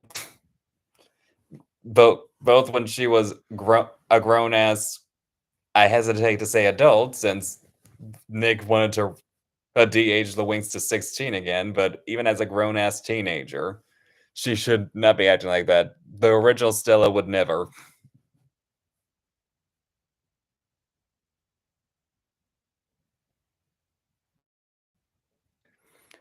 Yeah, she got even worse after that de-aging spell because let's face it, Nick, that's what happens when you get the writers of Backyardigans and Blues Clues to do writing for Wings Club.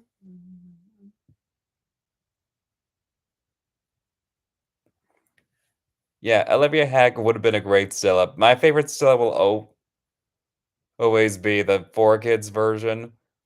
And but the reason I didn't put her as my choice in my recasting videos was because of the fact that I think that Karen Manuel Tuckett is retired from voice acting, and I want for me when I do fan casts, I want to make them seem possible choices.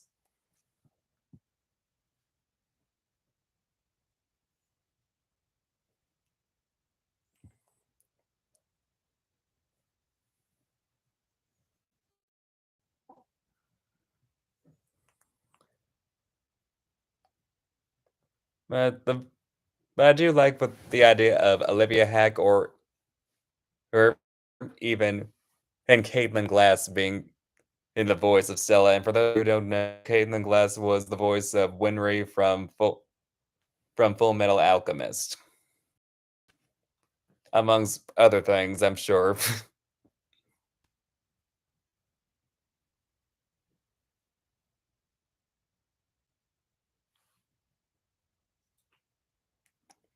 I do think the Legendarium had potential. Like I've mentioned in my ranking video of ranking the different forms of the Wings Club, of that I thought the characters should have been modeled after different fairy tale characters. Like Bloom, I wanted Cinderella because of the whole fire powers and cinders. I mean, it's right there.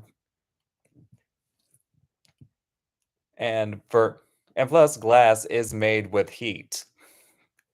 And due to the fact that Bloom was kind of just living Fairy tale life and becoming lived as an ordinary girl, although in Bloom's case, she had a much better life than Cinderella did, and then became a princess. For Stella, Rapunzel, well, because of the whole sun and moon thing, which is mainly because of the Disney version of Tangled, and for Flora, Beauty from Beauty and the Beast, and yeah, Beauty was her name in the original fairy tale because of the whole roses and, of course, her kind heart. For Musa, the Pied Piper, because music.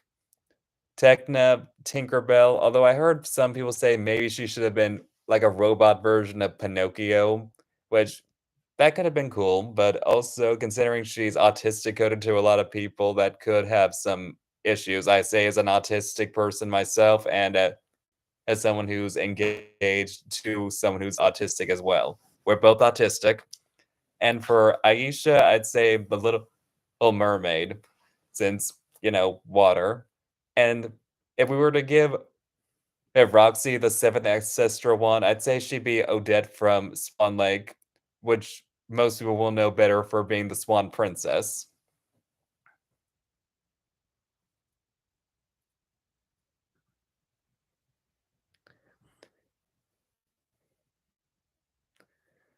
But I'd say the form that had the most potential was Blue Mix. Horrible name aside, it is aesthetically gorgeous, and it's the power of the freaking dragon flame. The power that created the magical universe. The power that managed to have the tricks nearly destroy all of magics. he did redesigns and gave Stella a new hairstyle. Ugh. Can you tell my fiance loves to promote?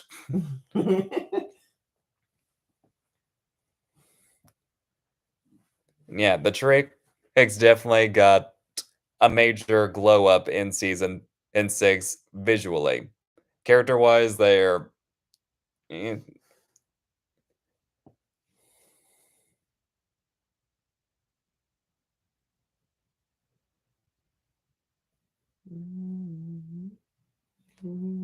yeah, they didn't really do anything with the Cyrenix curse angle.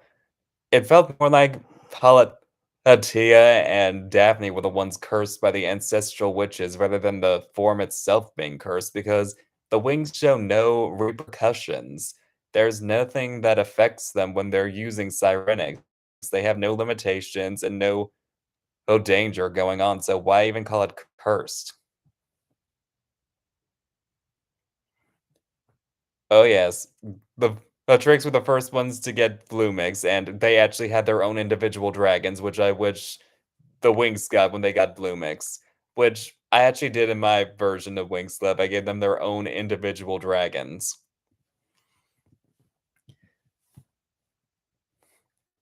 But yeah, it's a shame that the Tricks didn't come with a new form with their blue mix, even though I'm sure they weren't thinking of something like that. The trick's got comics.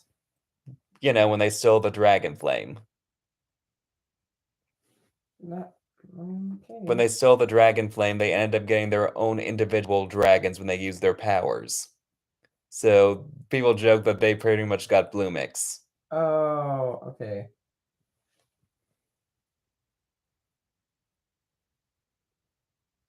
Evil fairies can exist. Selena.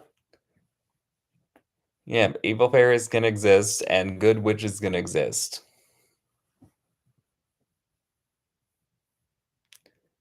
Yeah, Gloomix even rhymes with Bloomix. Gloomix was gloomy in a good way. Well, that was in a good way. I did like how they did it make them be able to overpower the wings, which is something that, Wait, I'm getting it confused with something else. of course, you are. You're thinking of Disenchantix. No, that was a disappointment. Oh, Gloomix is just basically like They're the accessories they got in season 2 from Darkar. yeah, they look like little glow sticks. Yeah, they kind of do, but they look cool. What were you confusing it with? Disenchantix? Yeah. Oh. Disenchantix was just. Yeah, Mm-mm. Disenchantix was definitely a disappointment. Yeah, I don't blame you for forgetting that it existed, Dorian, because it just lasted for one episode. The designs were pretty bad, and they got their asses handed by to them by the Winx. It was supposed to put them on the same playing field as the Winx, but it did not. Valtor was very exaggerating about the credits of that form. They got their ass kicked by pixies. Yeah, but they didn't have Disenchantix for that. But that's an episode that the fandom tends not to talk about because it was awful. In fact, that's one thing I think Unicorn War even forgot about when he did his rankings of the worst fights. Because that definitely deserved to be on that list. Because that was just ugh, ugh. These witches who tried to conquer the magical universe and nearly had the all of magics crumbling beneath their very feet got their got handed defeated by pixies. The only way they managed to keep somewhat of their dignity was in the 4 Kids dub, thanks to their 4 Kids voices. But yeah, they only managed to hold on to their dignity for that by like a shred, a thread.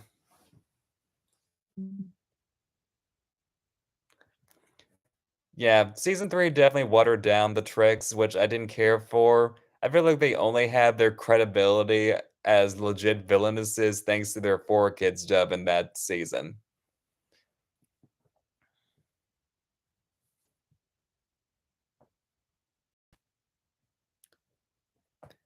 Yeah, Disenchantix was very revealing. Carly was very relieved when I told them that they were pretty much grown adults at that point, since in the 4 Kids dub, they had the tricks be seniors during the Winx's high freshman year. So that would mean they were like 18 when 17, maybe 18 when they were seniors. So during this point, they would probably be like 19 or 20.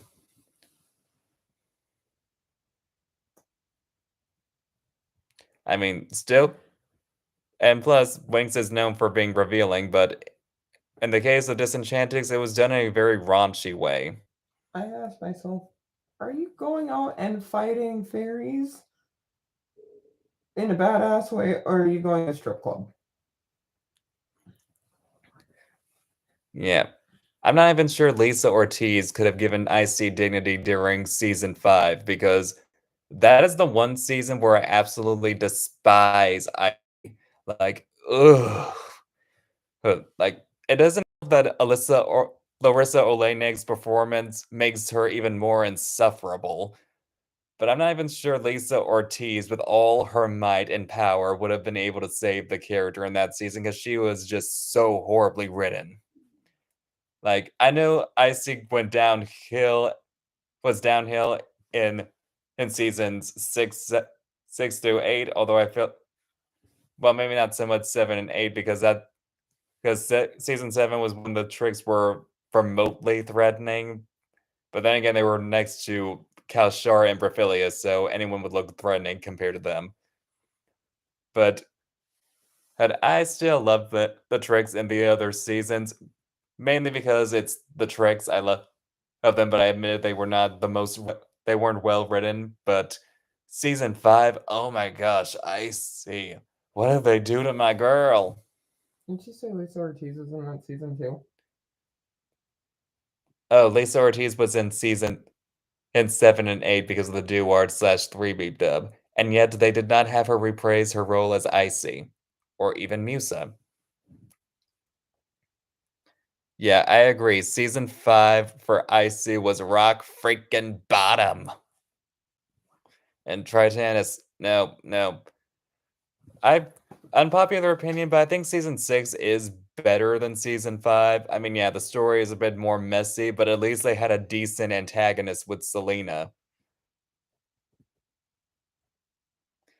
Although the soundtrack for season 5 was undeniably a bop. I especially love the song Return to Me. Yeah, Tritanus had potential, although one of the issues was his voice actor. Adam Wiley is a great voice actor, but he was not the right fit.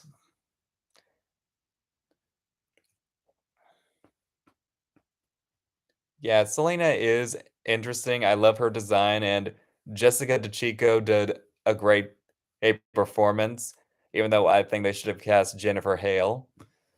But and her only issues come in the fact that she doesn't encounter the wings enough, and her backstory is just not very good. But other than that, she's a very interesting and engaging antagonist, in my opinion.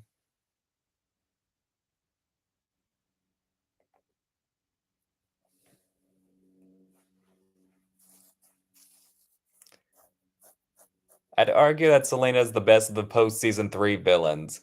I know some people will say that the Wizards of Black Circle are better than her, but yeah, I'm not as big a fan of them. Didn't they're definitely decent villains, but not the most interesting for me. I find Selena more interesting than them, but again, that's just me, an unpopular opinion.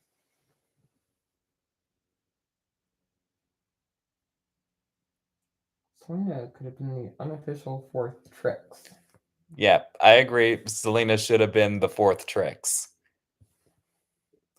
Especially since I do ship her with Stormy, because both of them do give lesbian vibes. Like, and Stormy in particular, I never got why she would be into Valtor. I mean, Valtor is a great villain, but I never got her as someone to ever want to be with a man. She kind of feels like someone who has a distaste for men, which, yeah, I know is a lesbian stereotype, but there's some that are out there, and there are some characters in the show that I do consider lesbians, but I wouldn't say they have a distaste for men. Like Murda and Lucy are definitely lesbians, and they are not types that I think would have distaste for men. But Stormy is definitely someone I see as a lesbian who has a distaste for men.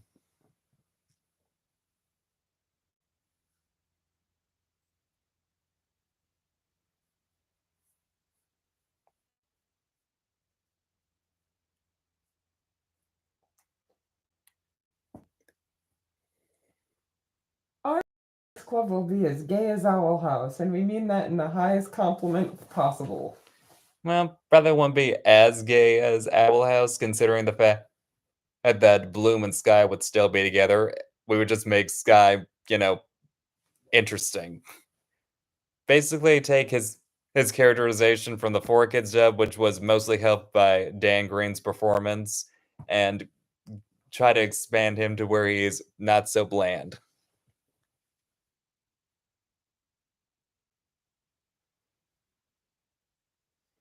Um, I guess a Wizards of the Black Circle could give some gay vibes.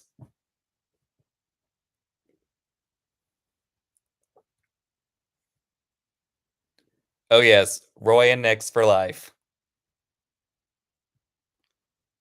For Aisha, I ship her with both Naboo and Musa as a polyromantic hit couple. Actually, I guess it would be a throuple.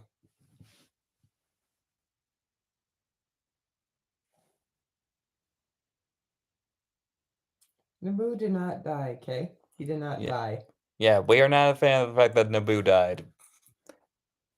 We are in denial of it. I will gaslight myself in saying that the only other dark skinned character that was a male and the only dark skinned brown character in the specialist did not die. Okay? It's fine. Yeah. And Naboo was my favorite of the specialists.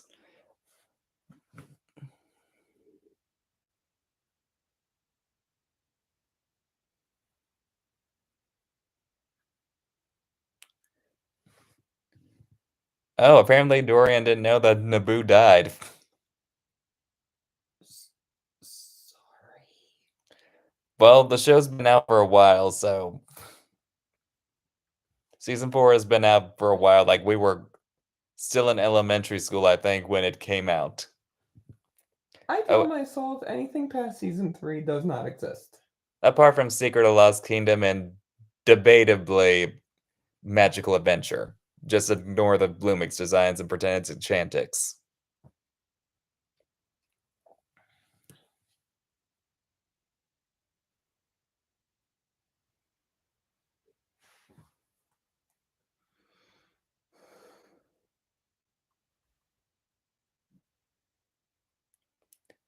Yeah, Stella and Brandon became a pain in the later seasons, but that was more the flanderization. If I were to rank the couples of Winx Club with the main ones, number one is Aisha and Naboo. Number two, Tekna and Timmy. Number or three, probably Flora and Helia, particularly because they do look so good together. They're a very attractive couple. When And Helia has his locks. yes, I miss Helia with his long hair. Number four would be Brandon and Stella. Number or five, I would be Bloom and Sky. Number or six, I guess Aisha and Nyx. Number or seven, Aisha and Roy. Mainly because they didn't really do anything with Roy. And number eight, Musa and Ribbon.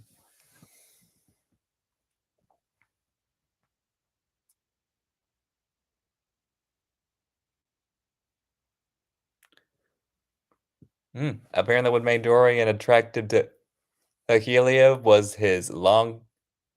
him being shirtless and his long hair. I like this Very, bohemian yeah, looks. very. I do not blame you. Then they gave him ribbon. Then he gave ribbon in other art forms, like with the Yeah, choppy yeah, with hairstyle. it, yeah, with his choppy hairstyle, it looked like Ribbon's hair when it was if it was longer. Oh, hey Kogri, he's an anime fan, and we're doing good. We're actually talking more about Winx Club.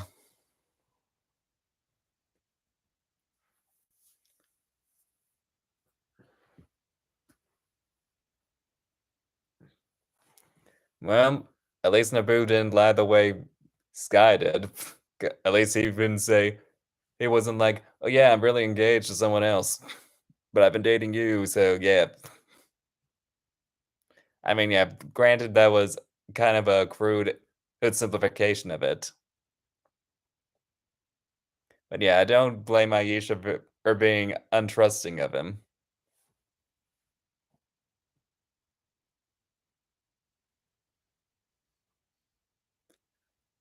But 4 Kids what in season 3 was pretty much faithful to the original source material because they didn't have enough time to make changes because they were running out of money. So it might have been slightly different, but it was still pretty accurate. Aisha was justifiably mad of someone stalking her and listening in on her conversation. So, any other questions, guys?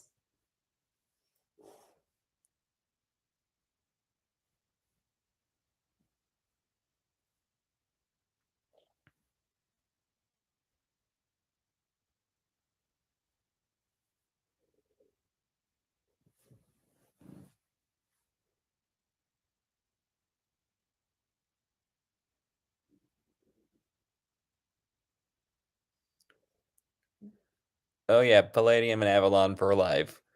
But also Lucy and Murda. I also ship Farragonda and Griffin together.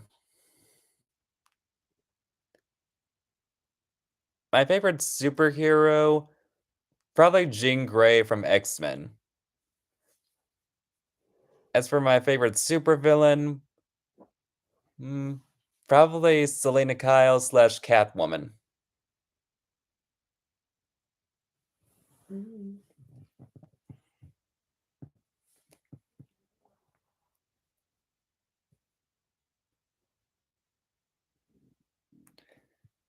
Yeah, Farragonda and Griffin definitely act like two bitter exes. But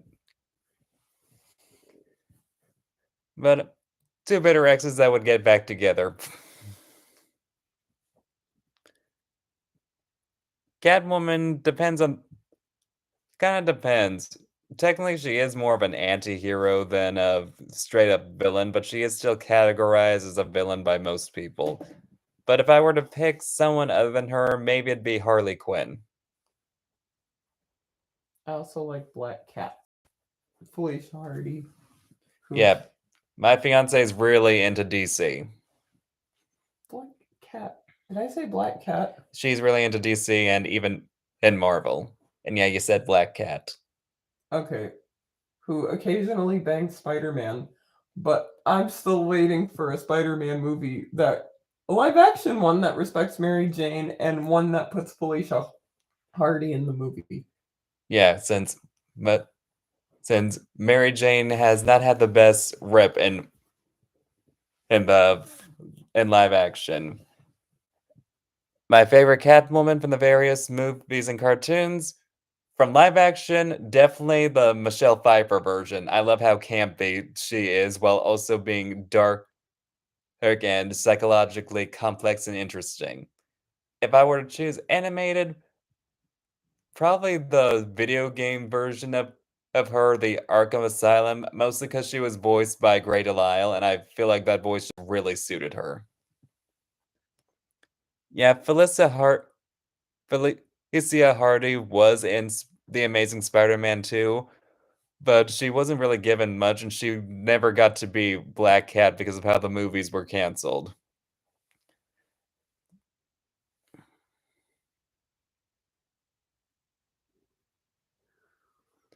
Yeah, that is a great quote.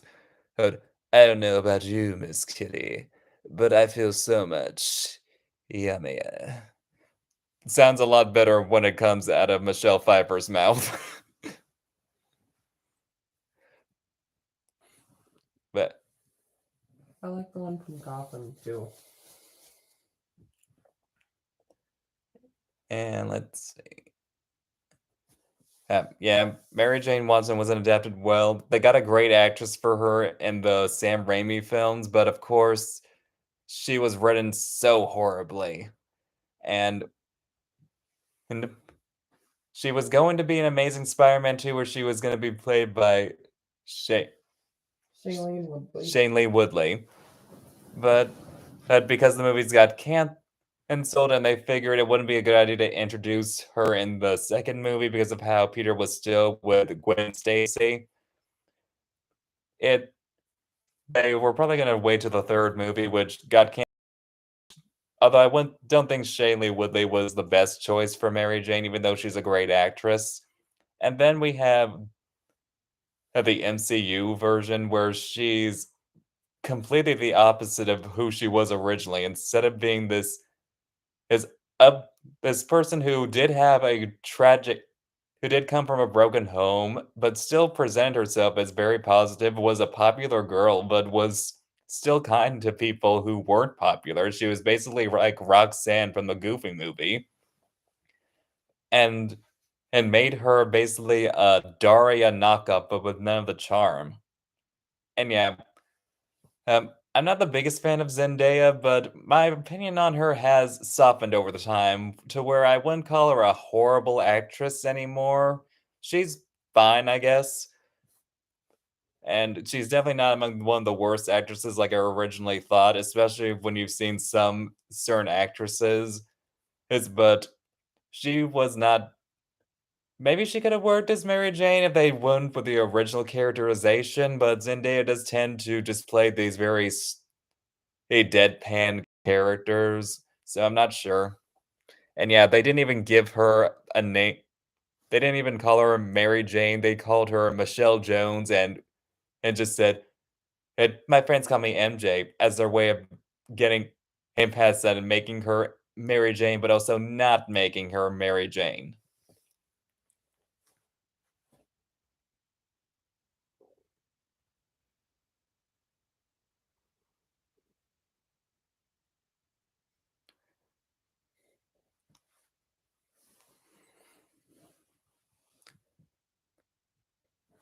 Ori- I mean, And honestly, I'm not that into the MCU anymore because they're not really adapting stories that they should be. Like, where is you know fo- the Fantastic Four? Where's the X-Men? I mean, yeah, I know for a long while they couldn't get the licensing for that, but I'm pretty sure they do have that now. Oh, and personally, I feel like, and also honestly, they do need the X-Men so they can actually properly cast as Storm, because she was played by Halle Bailey in the original movies, and she is not a fully black woman. She is half black, which is not something that's good. Actually, I'm gonna let my fiance talk about it since this is more her area of expertise. So go ahead, honey. I don't know. It's just also it's like when you are told that Storm is supposed to be a fully black woman and they keep casting biracials as a fellow biracial. I'm quite tired of that. Sorry, this light's in my way. I hate it. Okay, there. And then they don't even like try to give her any versatile looks. It's like they slapped a shitty wig on her. Honestly, her first wig would have been fine if they just got rid of those stupid bangs. Who cut? And why are her wigs like yellow? Like there's like a yellow, when a Yeah, there is kind of a yellowish tint. Maybe it's from it being next to her skin because other colors surrounding the white does affect the way it looks, but I don't know, maybe it just was a dirty wig or something. I don't know. Maybe they just didn't get the right shade of white. It's confusing. how her eyes change. Yep. In my mind, if there's a storm, her hair should represent a cloud, and then her hair should also change to like a silvery color. Oh yeah. Yes, I do know that they did get one member of the Fantastic Four in one of those Doctor Strange movies, but we need all four of them. It's called the Fantastic Four, not Mr. Fantastic. And and yes, I know Wolverine is going to be in next year's Deadpool film, where I believe he's still played by Hugh Jackman, which I still hope that doesn't mean that they're going to reuse the cast from the original movies, because we do not need Hey, Halle Berry. I had to try not to say Halle Bailey. We do not need Halle Berry. We do not need Halle Berry being a whitewashed version of Storm. We need a fully black woman, and also, I personally want Bella Thorne to play Jean Grey. I know she wants to play Miss Deadpool or something, and I do think that would fit with her style of humor, since Bella Thorne, much like Jeanette McCurdy, has a very dark sense of humor. But I do think that she would be better suited as Jean Grey. She has the acting abilities for it, and she definitely has the look for it.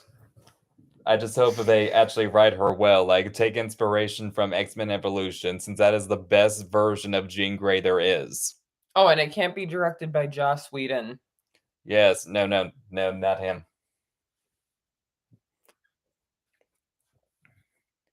I'm probably gonna end this soon, so any more questions? I'll take about maybe 3 more. Mm.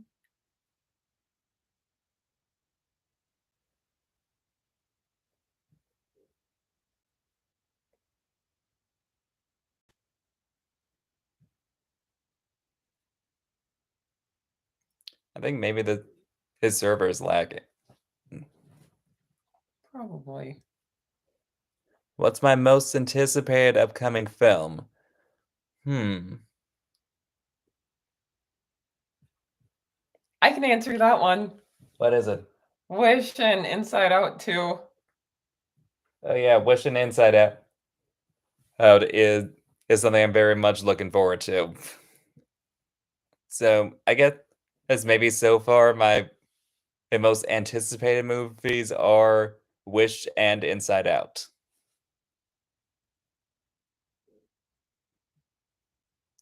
Although Wish is coming a lot sooner than Inside Out.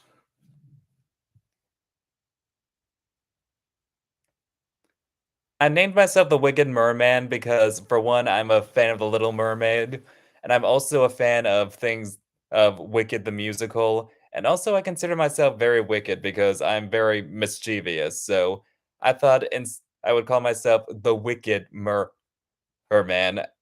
As- So it's like The Little Mermaid, except I'm a merman and I'm wicked because I love the sea. I love mer people. I wish I was a merman for real. So, and I incorporated that into the character where he is pretty much my personality, but more from someone who hates humanity. Because humanity is, well, you've seen what humanity is like, so yeah. Though he doesn't plan world domination, and so because who wants to rule the world afterwards? Because it's just boring. It's pretty much more like Eris from Sinbad Legend of the Seven Seas, only doesn't really want to destroy the world. It's more that he wants to cause chaos and have fun. Basically, to quote Emma Stone's version of Cruella de Vil, I want to make art, and I want to make trouble. Do you approve of my username? I like your username. You Yeah. live up to it for sure.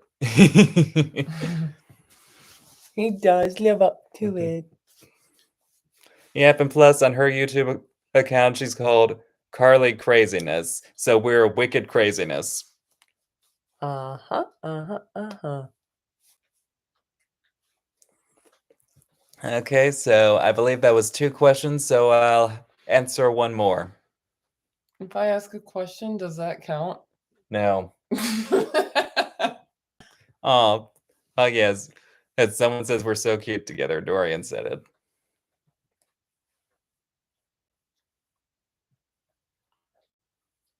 I made a video and I gave up on uploading it and I made it back in August. You give up too easily. So, anyone have 1 more question? Because after that, I'll end the stream. Yeah, the dog is licking herself with Okay, Coco, you can have the last question.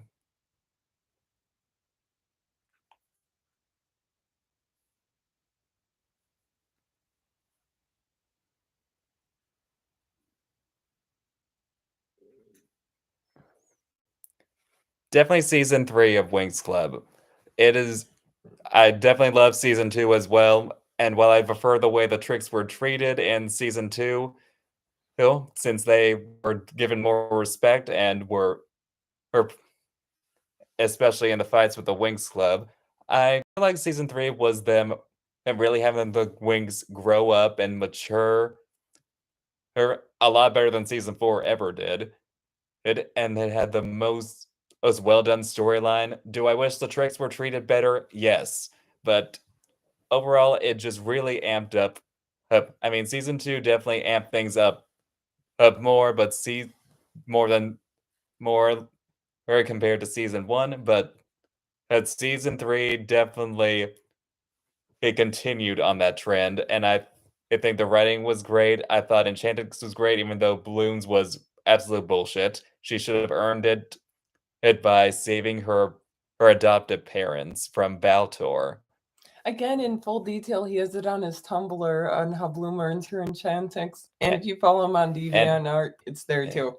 yeah, I didn't put the links in the description right now, but I will after I post this.